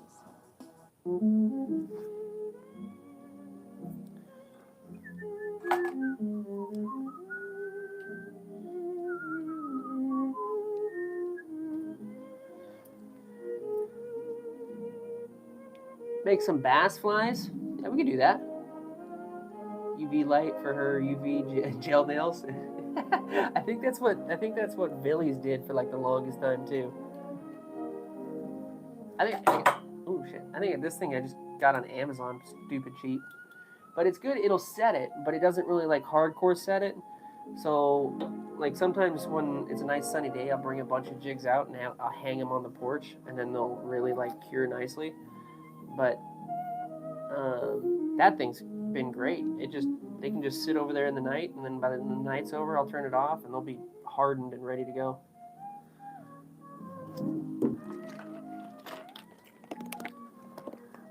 I think we got to make one woolly if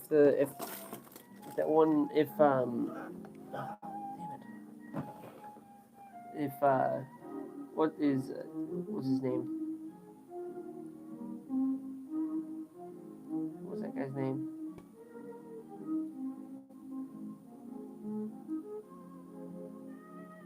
Garcia or something? He's still in here?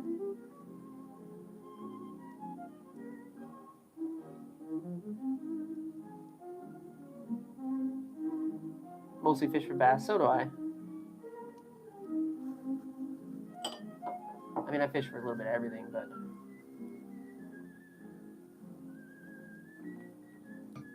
what do I usually make for bass?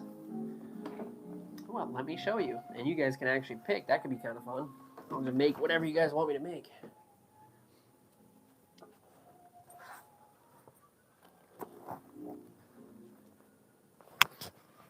So every one of my bags is, so I've got one for basically everything. I got a bag for panfish, I've got a bag for fly fishing, I've got a bag for bass, I've got a bag for salmon, I got a bag for trout and kokanee. So whatever I'm fishing for that particular day, I pull that stuff out and it works. What's up, fat cat? This little thing's pretty great. Got this on Amazon, stupid cheap.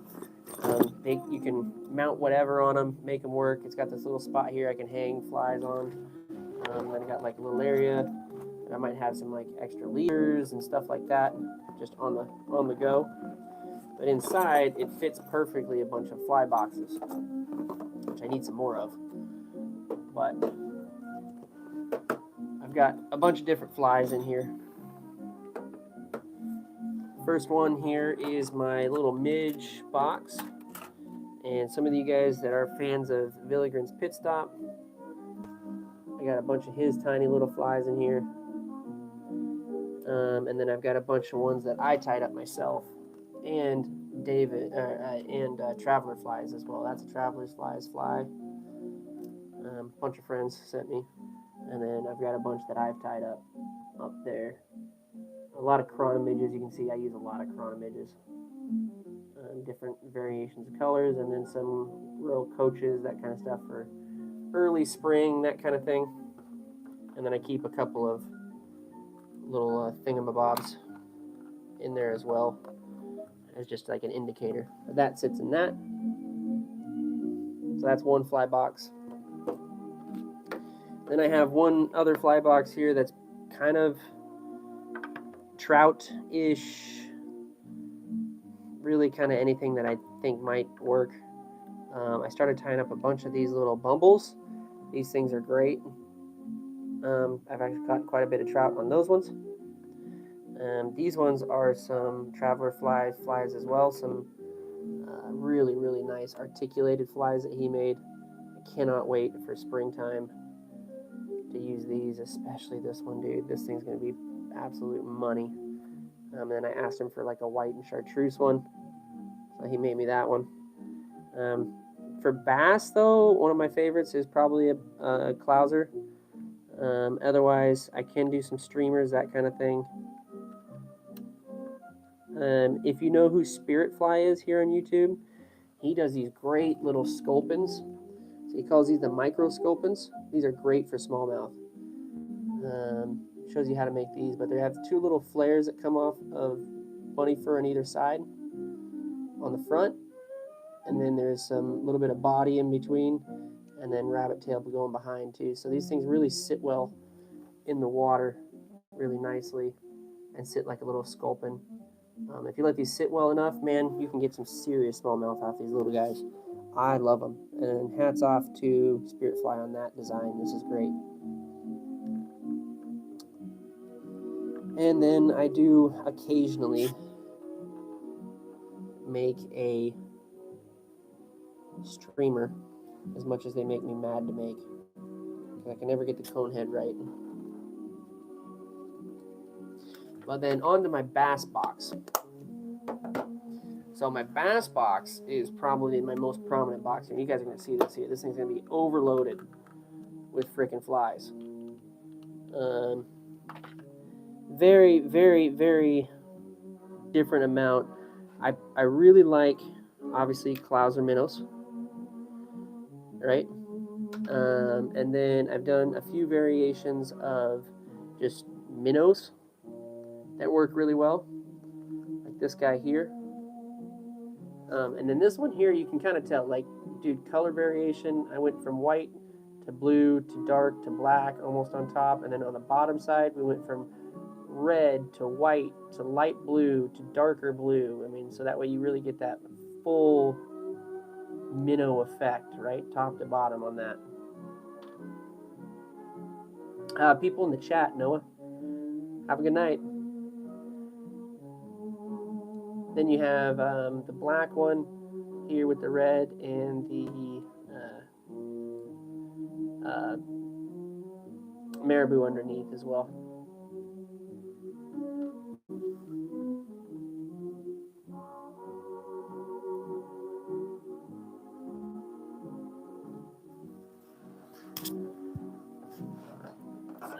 What else we got?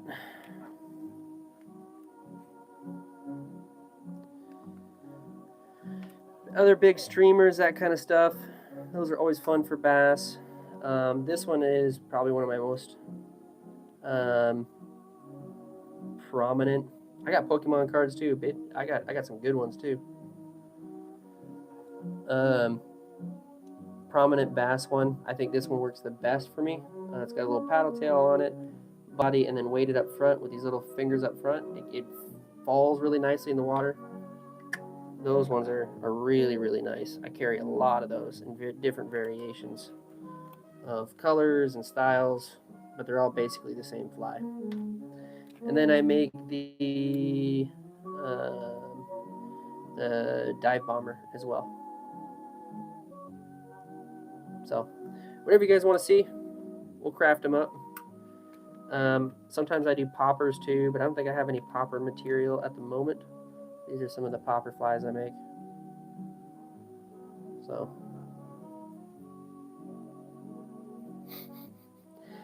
you kind of late on that one there, Landon.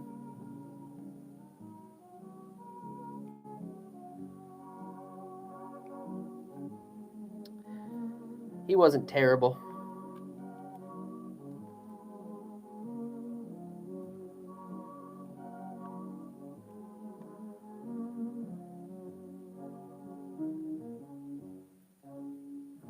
Hey, thanks, Mallard.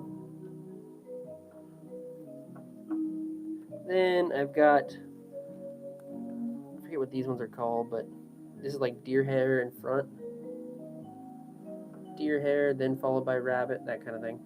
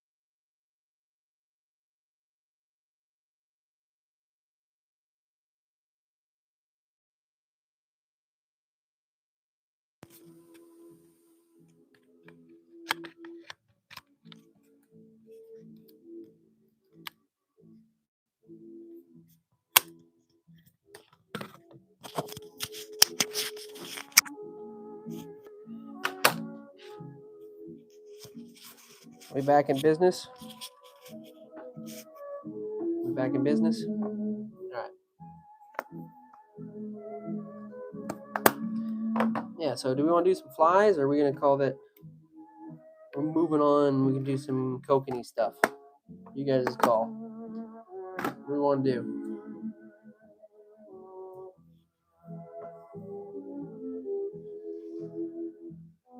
Countries? What are you talking about, Bay? I'm confused. Fly? Okay. What kind of fly? What do you guys want to see?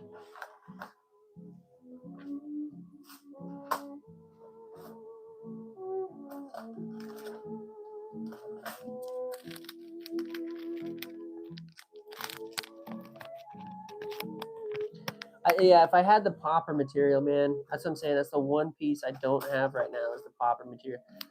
I mean, I can do the dive bomber, but not necessarily a popper. But I'll get some, and then we can make some. I hate doing streamers, Lucy, but all right. Dragon Ball Z, that's actually dope. Hold on, I'll go get you guys the. So I don't really do Pokemon cards. I just did the one time. You know, they got a new Pokemon machine in our local at our local Safeway, and my wife and I were like, let's just do it, right? Everybody's into this shit right now. So let me go grab you the two. We got a 181 pack, and the one time I bought them, I got a freaking God pack. So the fish have seen everything I've thrown at them and not phased anymore. What do you recommend starting with for learning fly fishing? What do you want to fly fish for? Marcos, thank you for joining me, by the way. Really appreciate it. You want to go for trout, for bass? Right now, we're kind of doing bass right now, but if you're doing trout, let me know. 3 books of Pokemon cards. Damn, son, that's a lot.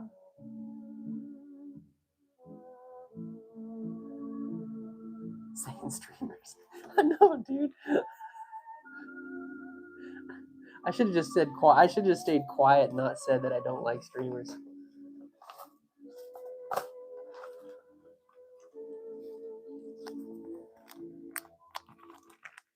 Bass and trout. So, if you're still fishing for bass or trout, that's typically what I do.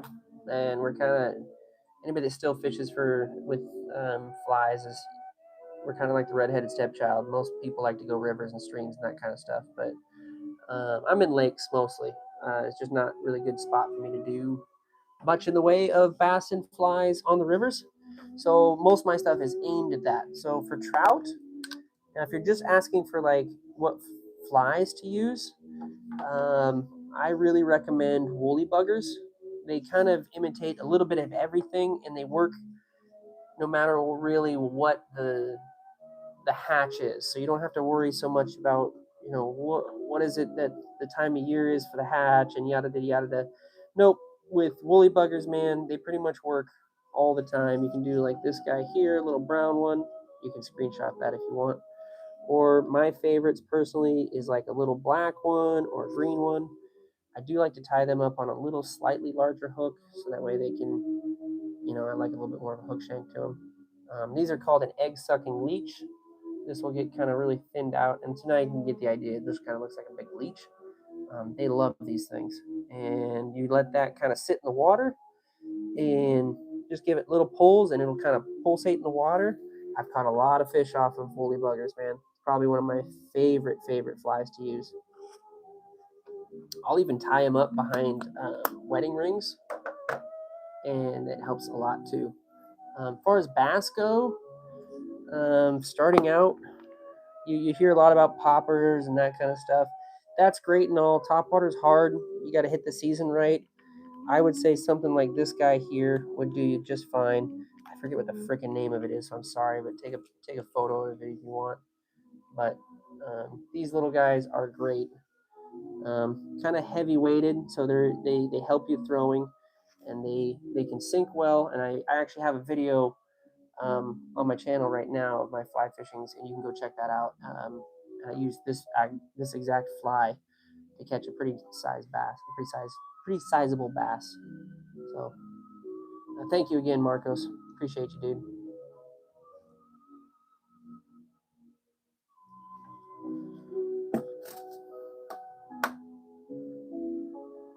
All right, hold on. I'll go get those. Hold on. I'll be right back. I'll go get you the ones that I got.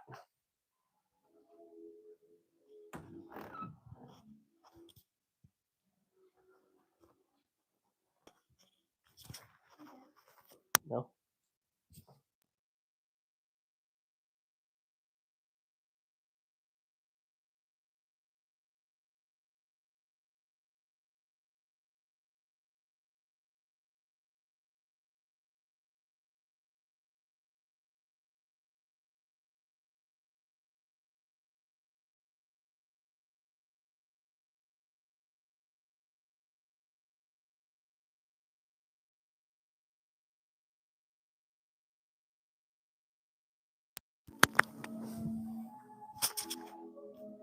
Yeah, these are the only two that we've got from that pack, by the way.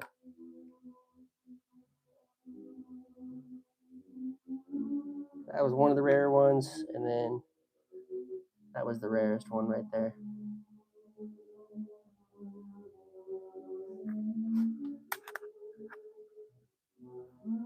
Yeah, absolutely. I got a couple fly fishing bass videos up too, and then a lot of trout videos. My old man was using fly while I was using like regular gear. Trolling, you can troll with them too. to kind of like build confidence, that kind of stuff. They're great.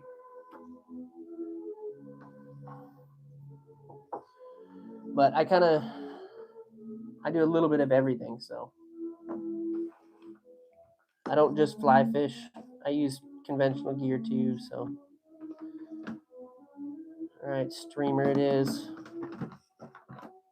I get all the gear for streamer. I'll just do a black one, leech style.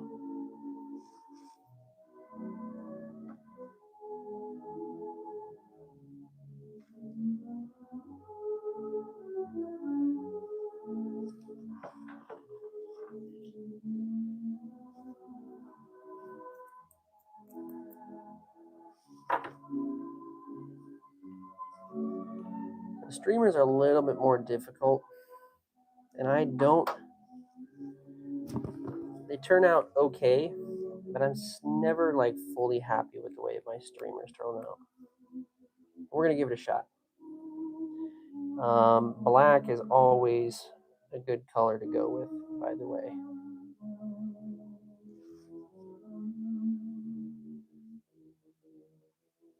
As funny as that sounds, because it's like negative from all color, it's probably one of the more productive ones. I assume because it mimics a leech.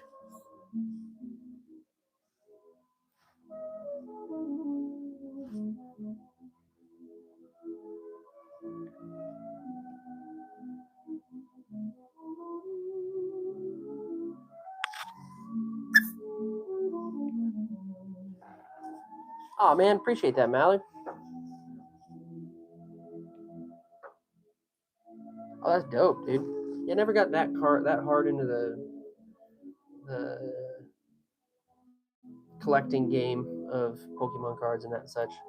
I did when I was a kid, and then of course, like the age old story is like everybody says is like I had a really good collection of first gens, and then just gave them away because at the time Pokemon cards really weren't worth anything. Wish I didn't do that now.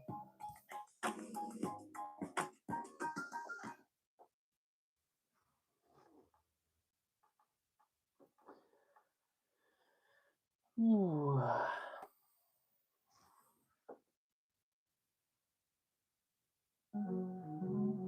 Put you guys' music back on.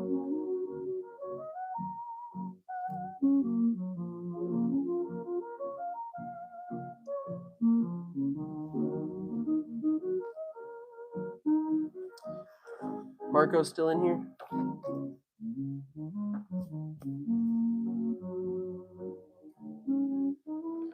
You guys want your glasses on, by the way?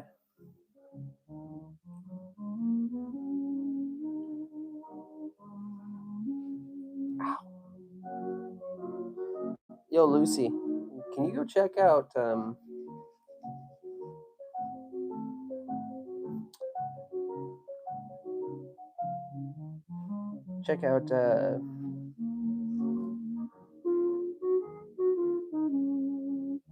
yo, what's up, Welders? How you doing, brother? Marco's Wild Adventures. He got a check mark next to his name. Is he like fairly big? Putting on the glasses. I like doing it when we do the smaller stuff. All right, here we go.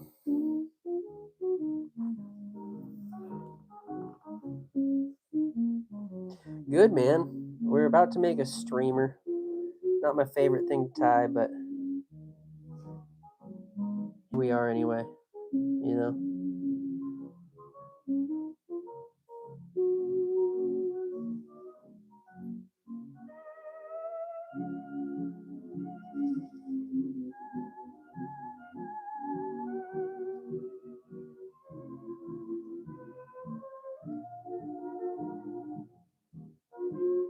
Yeah, that's what I thought, dude. Holy crap.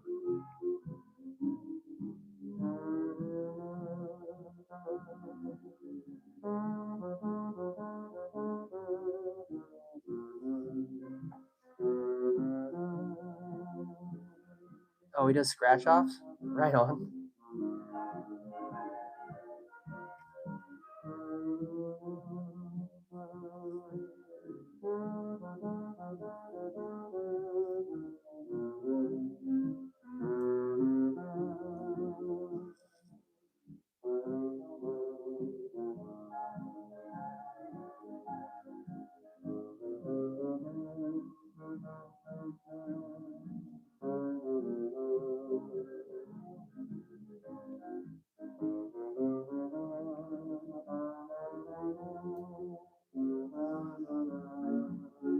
Yeah, I mean, he seemed like a super nice guy in here.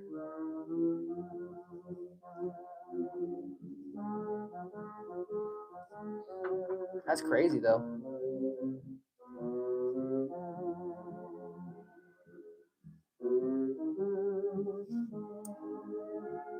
Hey, thank you, thank you.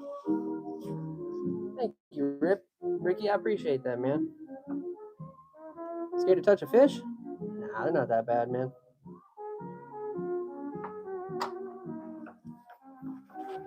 Hold on, guys. Be right back.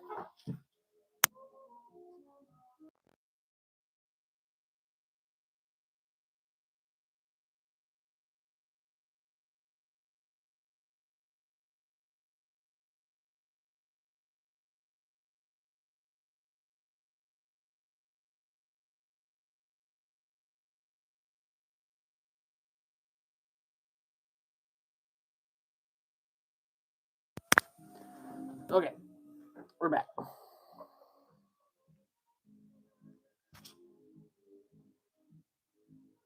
Hey, right on, man. Every little bit, man. Every little bit, dude.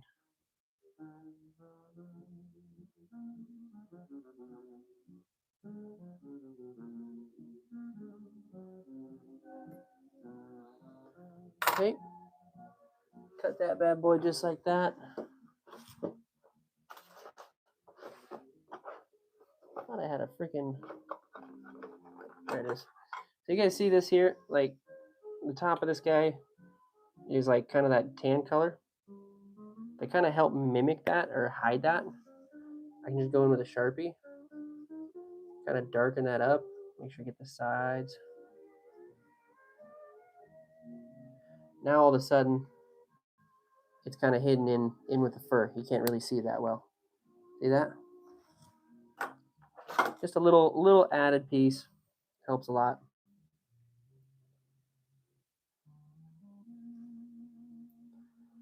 Right?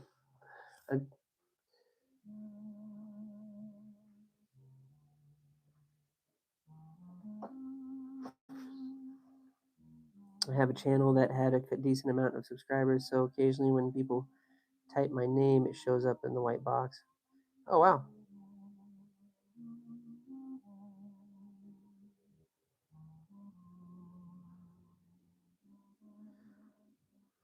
Yellowstone this spring break, so I'm going to do a big video series. Dude, hell yeah, man. That could be awesome. Okay.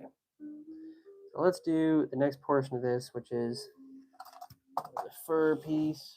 And I need to have a bunch of stuff ready that I don't have ready right now. So this next step requires quite a bit, right? We got wax piece. Okay, we need this tool here, which is my dubbing loop maker, and then probably a couple of these clips. So again, I'm not a huge fan of these streamers. They just kind of time consuming, and there's a lot of pieces to them.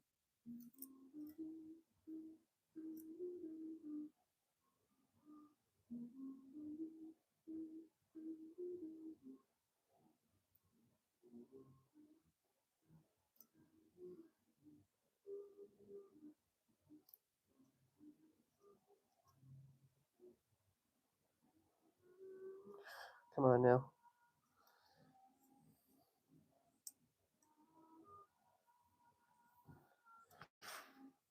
I'm struggling to get this in the clip.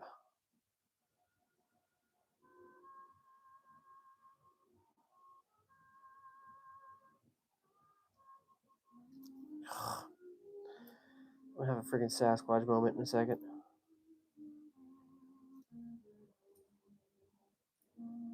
There we go.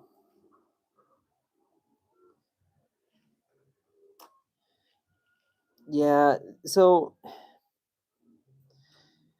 that was the one thing that was always hard for me. Welder fabricator is like I want to stay consistent. So like I do a lot of travel stuff, and then I try and do like main like I try and keep all my content here fishing related in some manner. The hard part for me though, probably what doesn't help me with the algorithm is there's no consistency. Um, I do so many different things that I don't think it's hard for people to kind of like. It's a thing on YouTube, man. Colt, what's up, dude? Welcome in, Colt. Been a minute. It's kind of a thing, man, where you just like, if you're doing catch and cooks, that's like all you do. You're doing catch and cooks. If you're doing fly tying tutorials, you're doing fly tying tutorials. That's all you do. You know what I mean? The algorithm loves that shit. I do a bunch of different things, and I think hold on, guys. I'm trying to do two things here at once, and I only have one brain cell. And I think the algorithm just doesn't know what to do with me or how to react to that. So, but I've kind of just accepted that because hey, what's going on, Catherine? Welcome in, welcome in.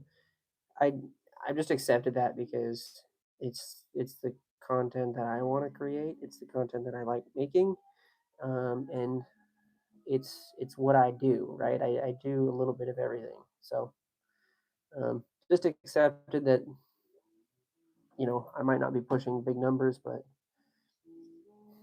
just hope that someday that some of these videos will pop off.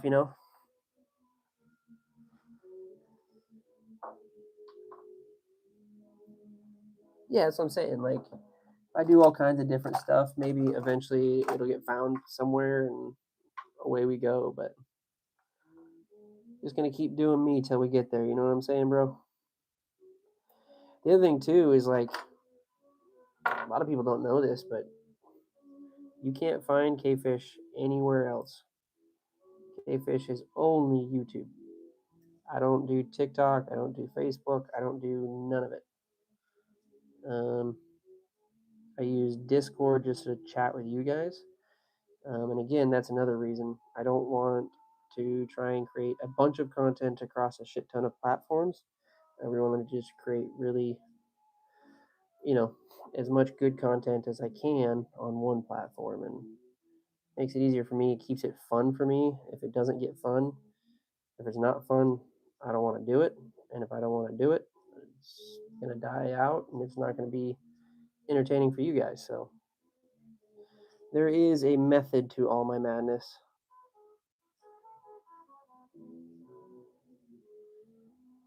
It's a bit of an experiment too of how far you actually grow on one platform. Nowadays it's like if you're doing something content wise online, you have to do it on like a bunch of different platforms. I don't want to do that. So I'm not gonna pander to it. I'm just gonna do what I do here.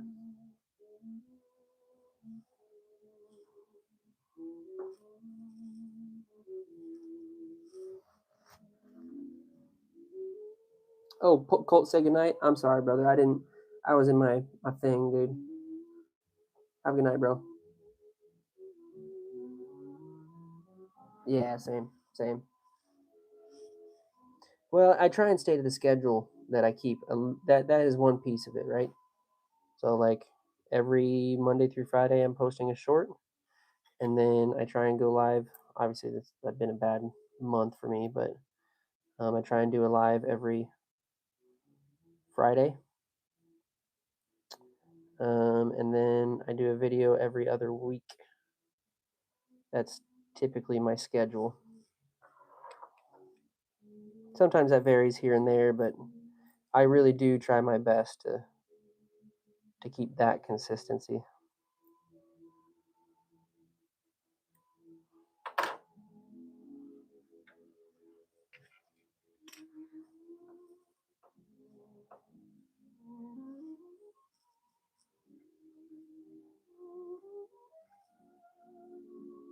That is awesome, welder.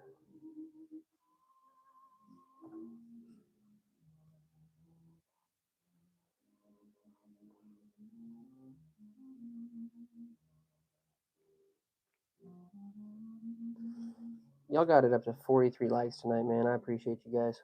That's awesome.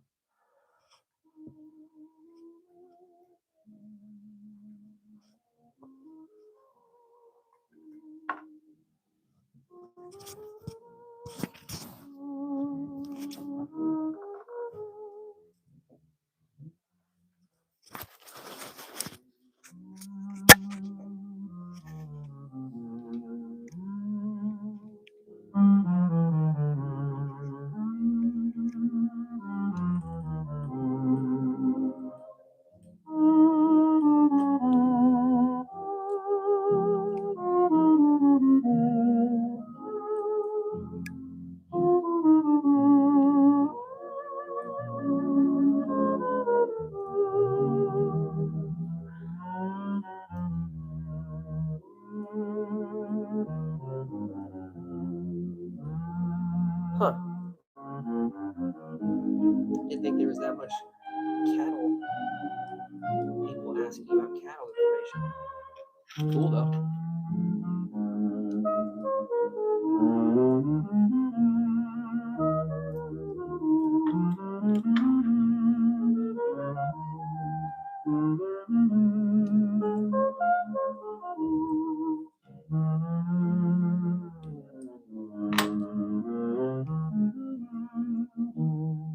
That's all good, bro. It's all good, bro.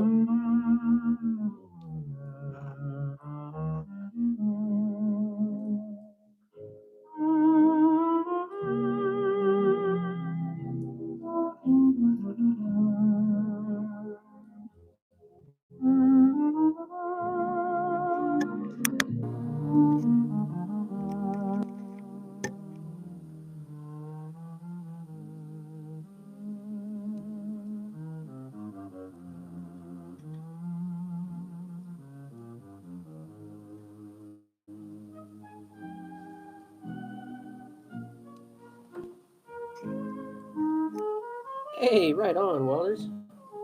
Man, you're firing up just tonight, man. That's awesome.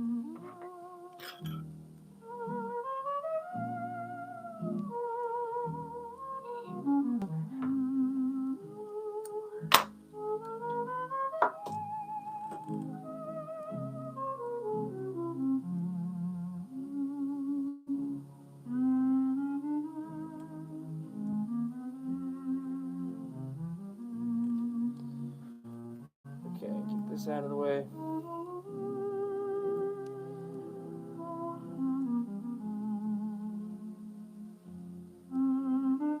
I turned it down. Is it still too loud?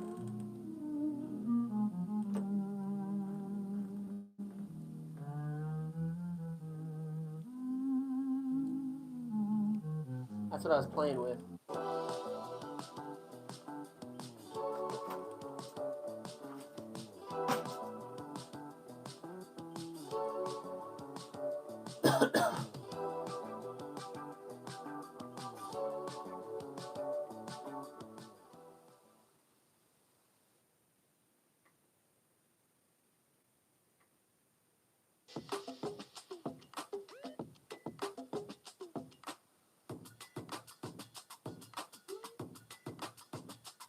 Is the music still too loud now?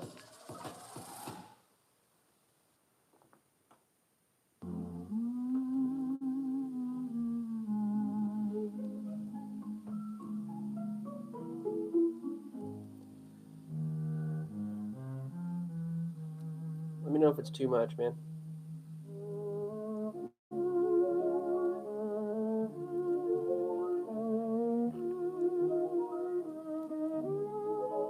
You're at Super Chat? What does that mean?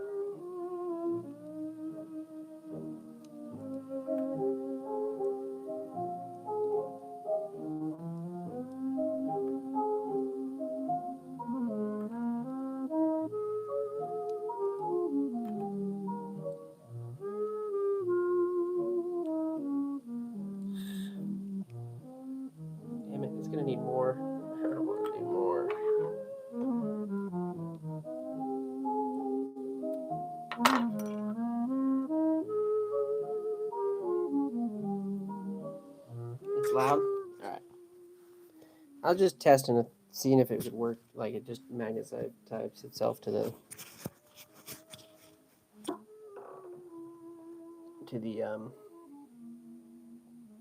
radio, but if it ain't gonna work, it ain't gonna work. See, we got some slack behind there. I think I might just add just the slightest tinge of color, maybe.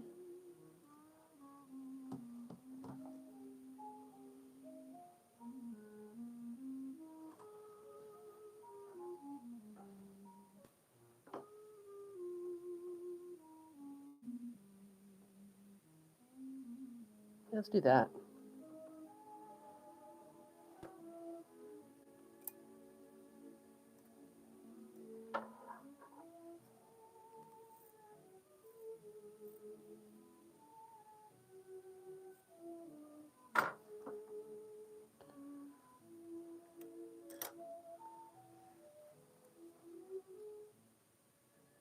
No, I was just testing something. I put the speaker, it's got a little magnet on it, or the microphone, so I put it on my speaker. I was like, oh, that's kind of nice. That's convenient.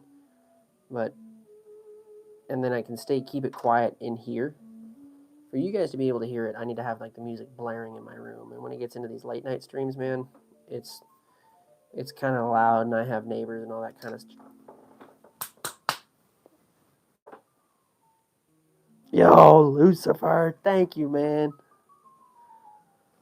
Let's go, dude.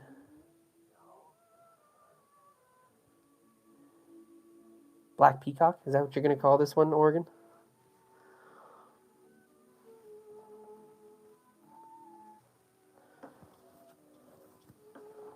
Bomb sauce, bro. Bomb sauce. Let's go.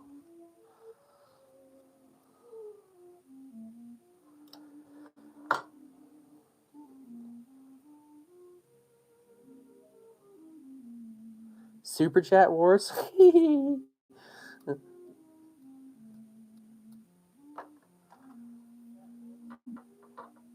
don't have any, like...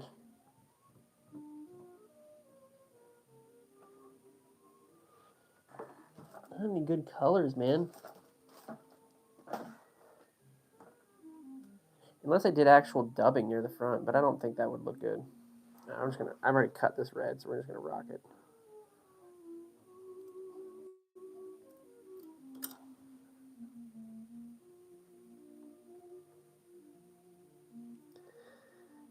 I mean, I like making long forms, man. It's whatever you want to make, I feel.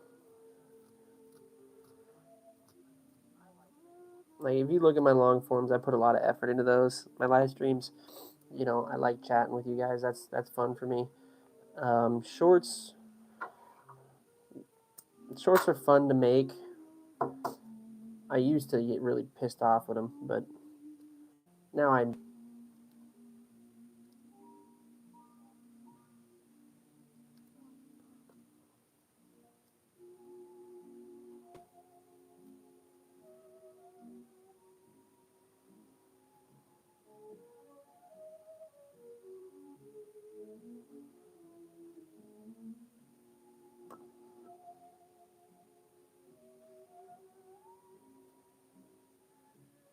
Noah's back. Oh man, no, you didn't mean to get kicked, bro. You're all good, bro. Just you know, it was the first comment you made. But I genuinely feel like you're not a bad dude.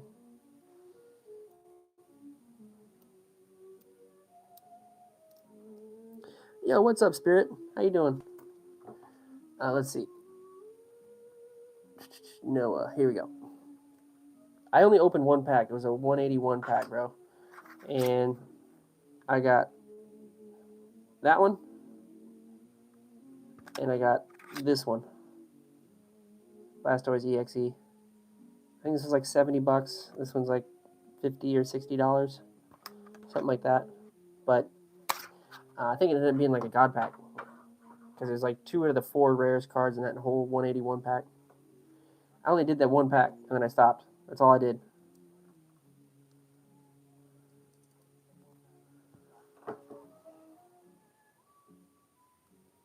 Freaking mega cart. Come on, bro. Come on, bro. Jeez.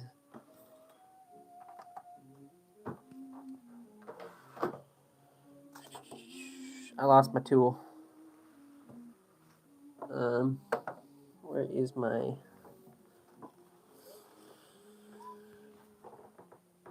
Well, this is going to be interesting without a whip finish.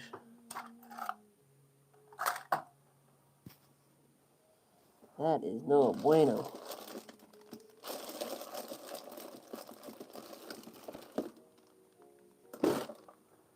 Where the hell did that go?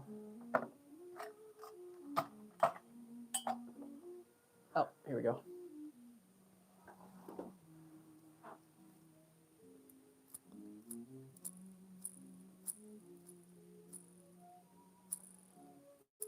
Oh, yeah, okay, I get it now. I was a little slow on the uptake on that one. Fair enough.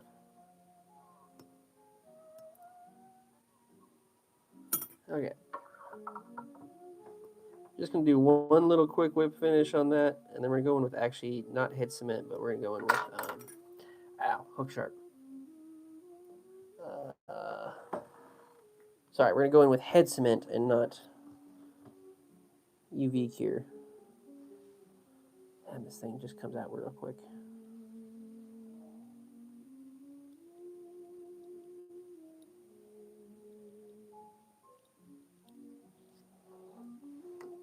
Will, how you doing, man? Welcome in, welcome in. Just finishing up this fly right now. We might switch over and do some bass ones here in a minute. But I had a request for a streamer, so that's what we did.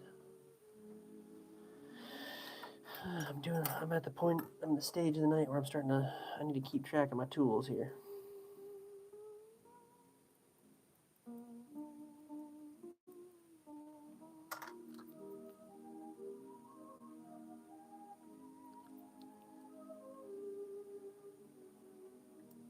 Not a bad little streamer there. I think that thing would work pretty damn good. What do you guys think? Bloody leech.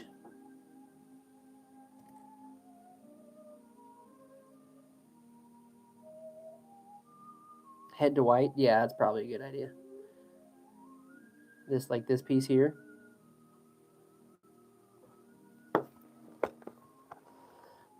All right, old man. Have a good night. We're not destined for much longer, but we'll make a couple more. Let's do my favorite. So that's going to need some marabou. Marahoo.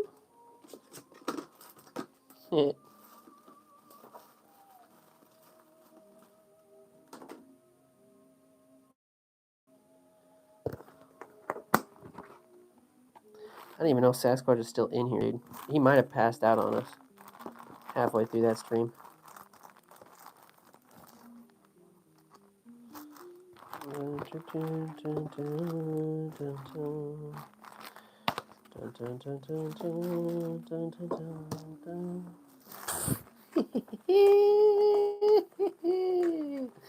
Thank you, old man.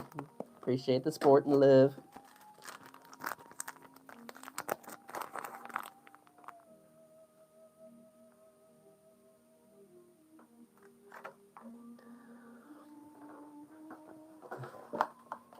All right.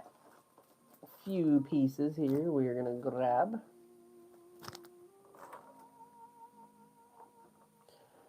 Yeah, he's a W just in general. The big lug.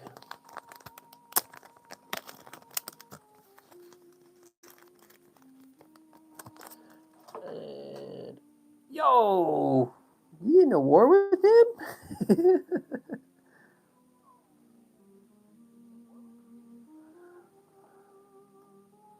Let's go, Luca. Come on, man. Thank you, brother.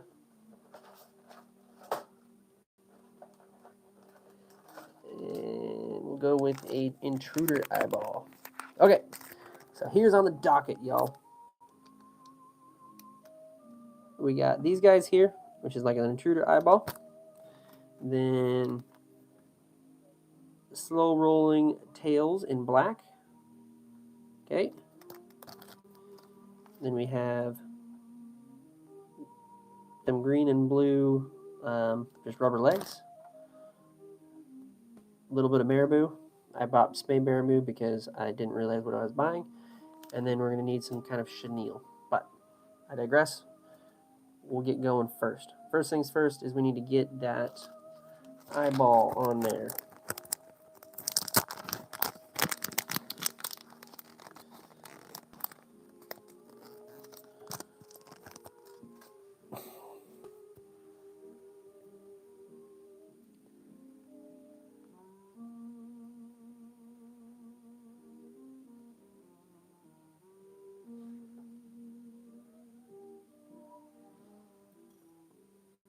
Stole his vice. Stole whose vice?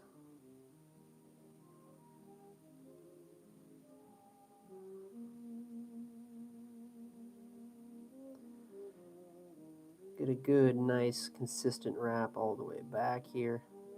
And for this one, I am going to stop right there, right where that hook shank. Come on, bugger.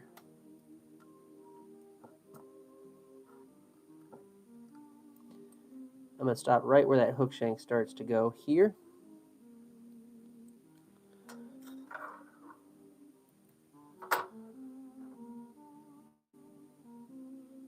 Okay. And then we're going to do nice, even rolls back.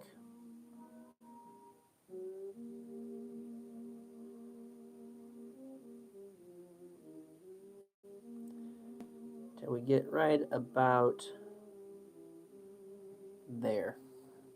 Well, yeah, right about there. And then we're actually going to roll this thing upside down. And we're tying the eyes inverted.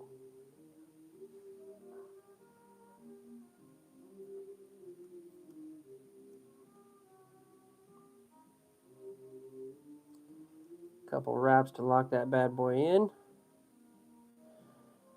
Yo, Berg Trout Lover, how you doing, man?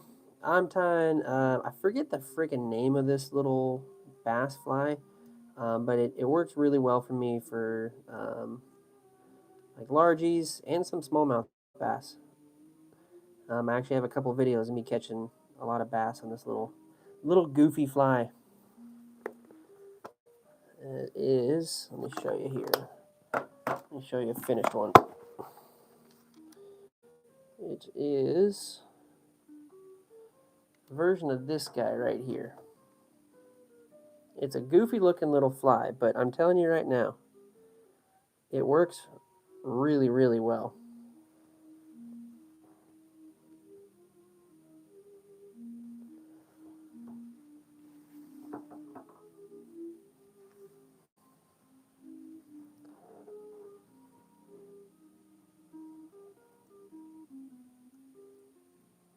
And this is not my design, by the way.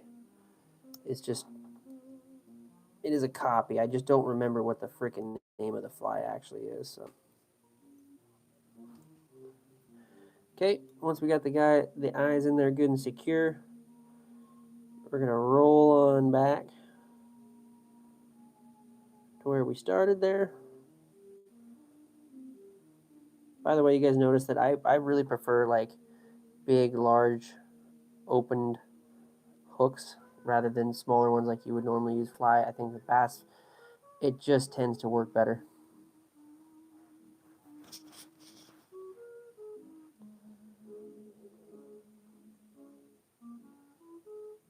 Oh, right on. So I definitely would.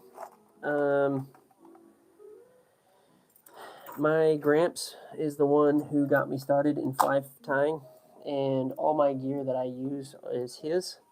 So my bobbins are really old. They're stainless steel bobbins, and they're all this style.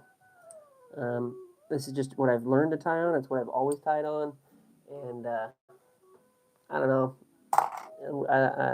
He passed away a year or two ago now, and it's just kind of like, I don't know, my way of connecting back, you know.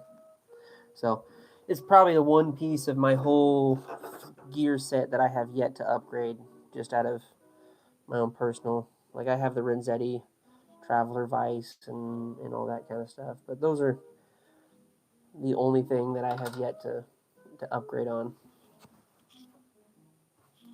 Yeah, of course, trout. No, I get it. There's much better stuff out there. I promise you. They are old as shit, but yeah, it is what it is. Can't give them up yet, you know.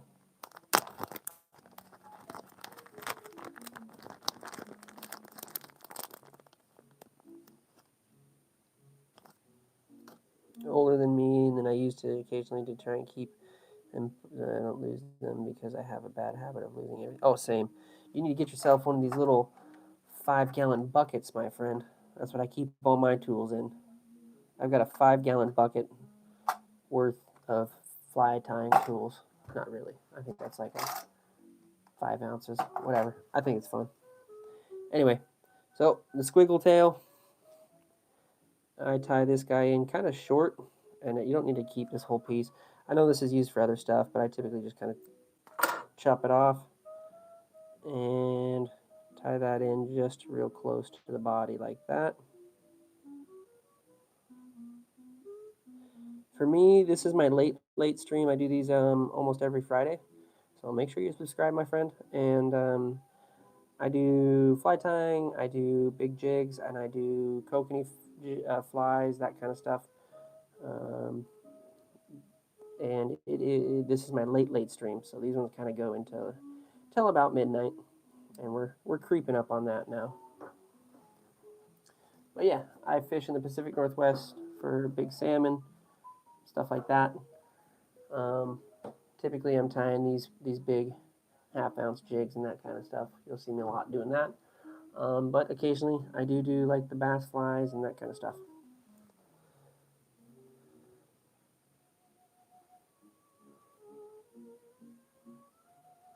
Ooh, it's early for you then, my friend. Well, thanks for joining me, by the way. Okay, we're just going to tie that marabou in just like a so. Same side, by the way.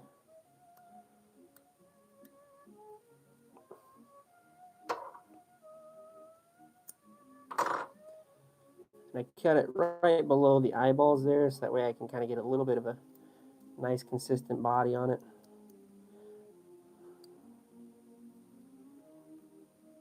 And there's a reason why I put this before this is because when this is all laid out, it allows that rubber piece to kind of do what it needs to do out there instead of getting tied up in that marabou. Now we're going to do the chenille. And I'm going to pick usually something that's like a cactus chenille or something of that nature. Something that's got some good heft to it. Ooh, I forgot. I went and bought like some Halloween stuff. Some greens.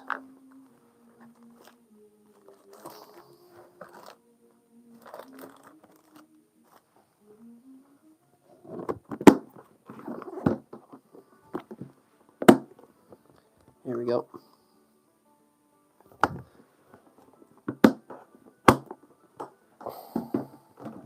All right, Bay. Have a good night, brother. Yosh, have a good night, dude.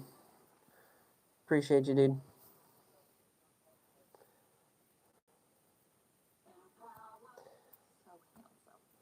Oh, shit. Thank you. No, it's an ad. Oh. All right, we've listened to this freaking 9, 10, 11. No, it can't be. We've listened to this twice. I don't know. Anyway.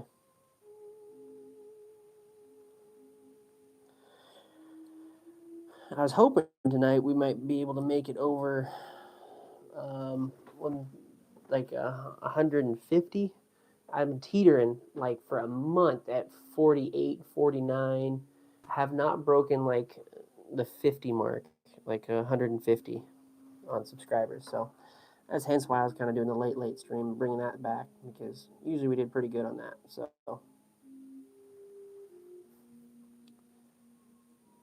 okay, cactus chenille.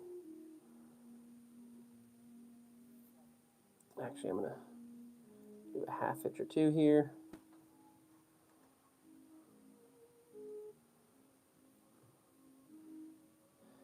Ice fishing does sound fun.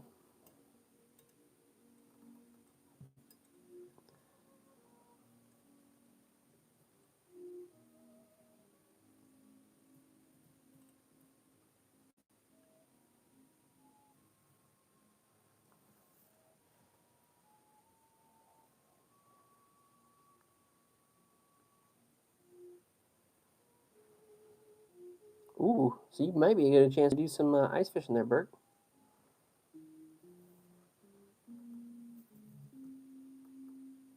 And then we're just going to tie right behind the eyeballs there to lock in that chenille.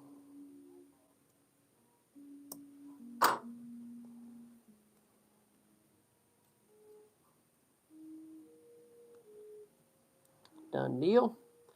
And now for the last piece de resistance.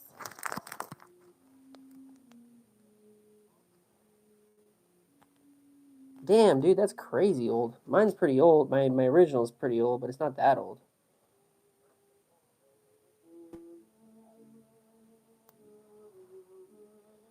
Break off a few of these rubber legs. I wrap them around the line there. We are actually going to go right to the very nose of this thing.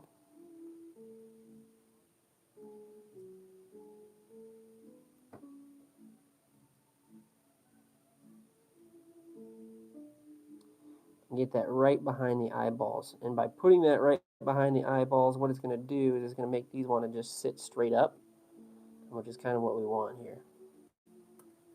And then I will kind of cut these right about there so they can get real crazy. And in the water, it kind of goes like that, right? And they're just kind of flaring around. This is kicking, and the bass love this stupid little thing.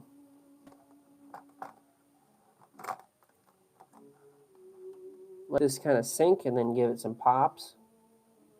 It's a lot of fun to use.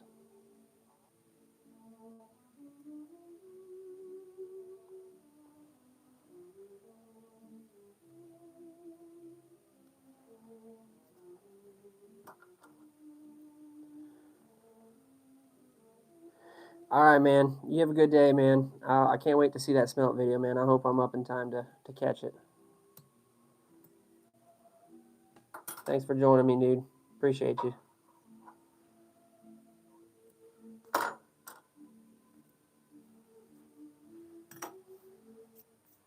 All right. And then I will do just a little bit of resin because it's just got kind of a funky nose on it. If you do a little bit of resin, it just kind of finishes everything out.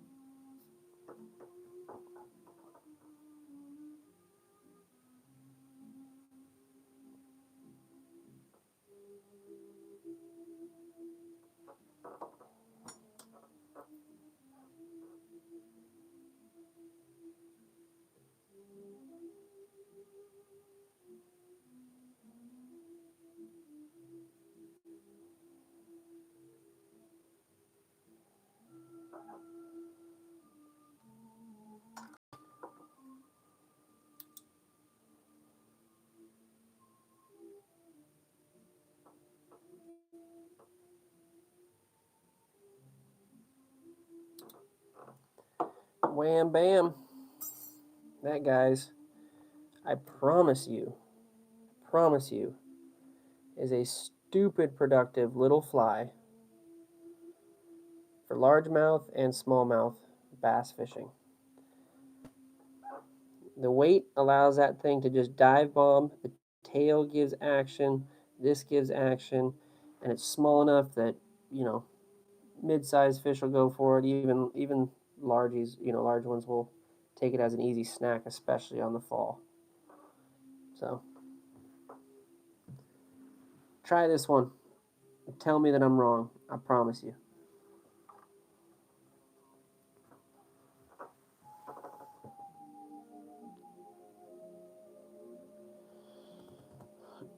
Let's do... we'll just close out the night hanging out with you guys for a few minutes here, because it is coming up on midnight for me.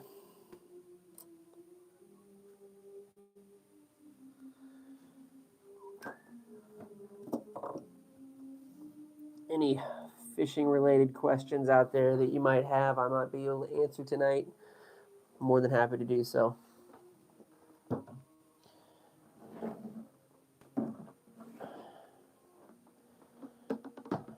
since you guys are with me this late into the night, do you guys want to see one lure I got in Thailand?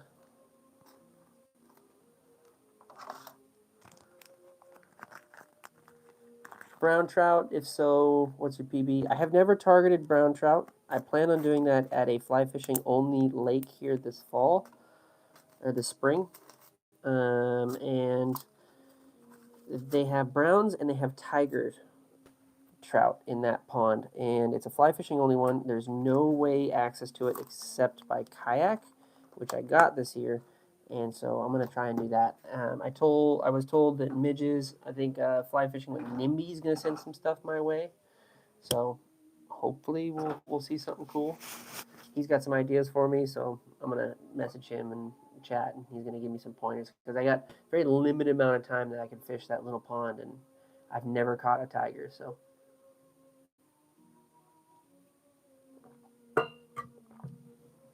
All right, one Thailand lure.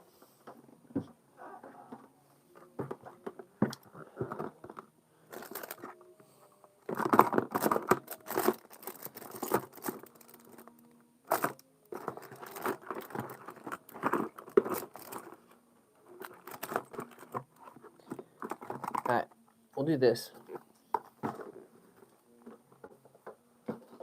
I got a bunch of different lures in Thailand. I also have a box full of other tackle over there of Thailand stuff. But I don't have a whole lot of frogs. I don't fish a lot of frogs for bass and that kind of stuff. But their main source of fishing over there is what they do is in Singapore and in Thailand is was it snakehead. And I got chatting with a kid in one of these tackle shops. We didn't quite broken English with each other, but he ended up showing me some of his catches in the ponds and stuff in that region where they're at. And this is his snakehead that he caught over there in Singapore, which is just at the base of Malaysia. But this is huge. I mean, you can see the croc up there in the corner, right? Like in the size of the rod. This is a gigantic snakehead. This is crazy. And these things attack lures like nobody's business. They're vicious and they have horrible teeth. Very cool looking fish. Anyway, one of the lures he said that he uses is these frogs. And I got to looking at them. And the reason why I bought this is because I was very intrigued by this because we don't really have much like this on our side of the pond. First off, it's called a king frog, okay, FSC.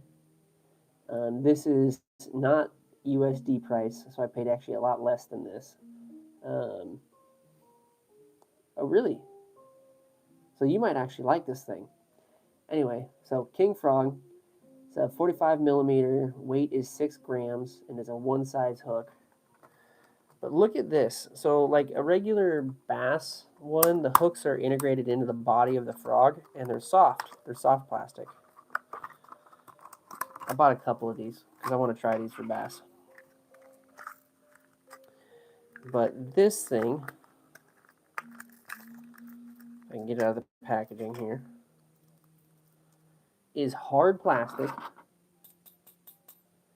It's got rattles in it, which is rare for a frog. And it's got like these crazy legs on it.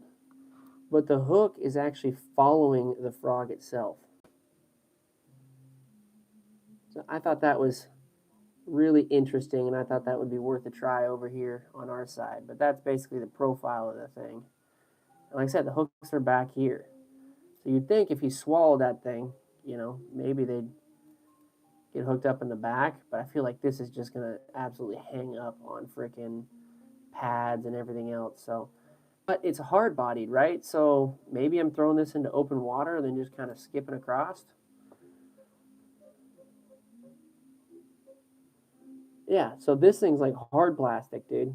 It's weighted, right? So I don't know.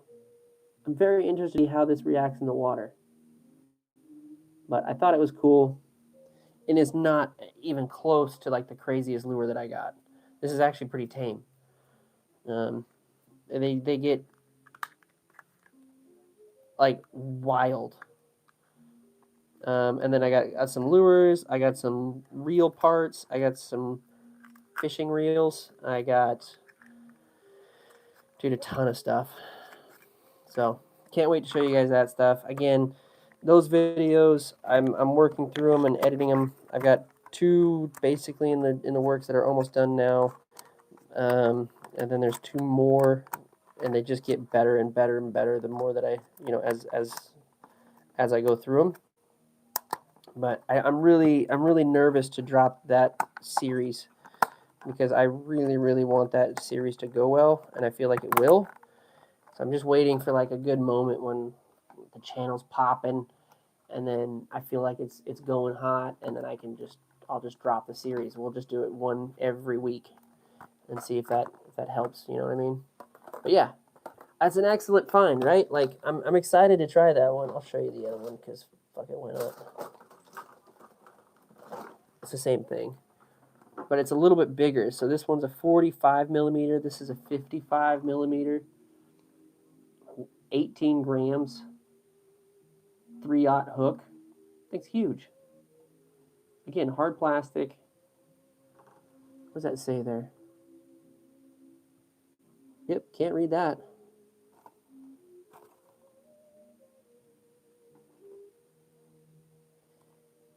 Here we go.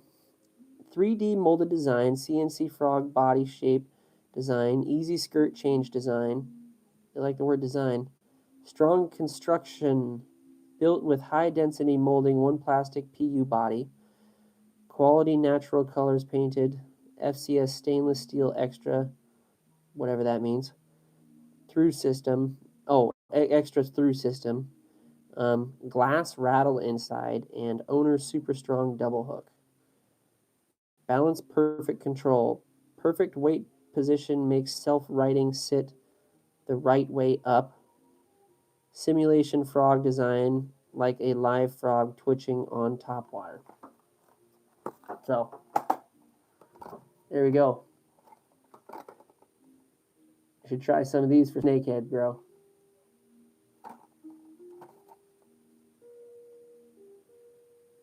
Dude, I want to.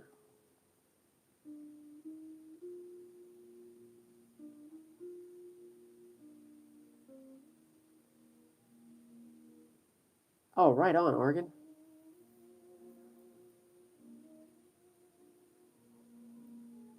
I know. I want to do some snakehead, dude. All right. Thank you guys so much for joining me tonight. I appreciate everybody that's hung out with me this long. If you haven't already, make sure you guys drop a like. Make sure you guys drop a subscribe. If you ever want to see doing some more tying videos on a later night, I do this every Friday.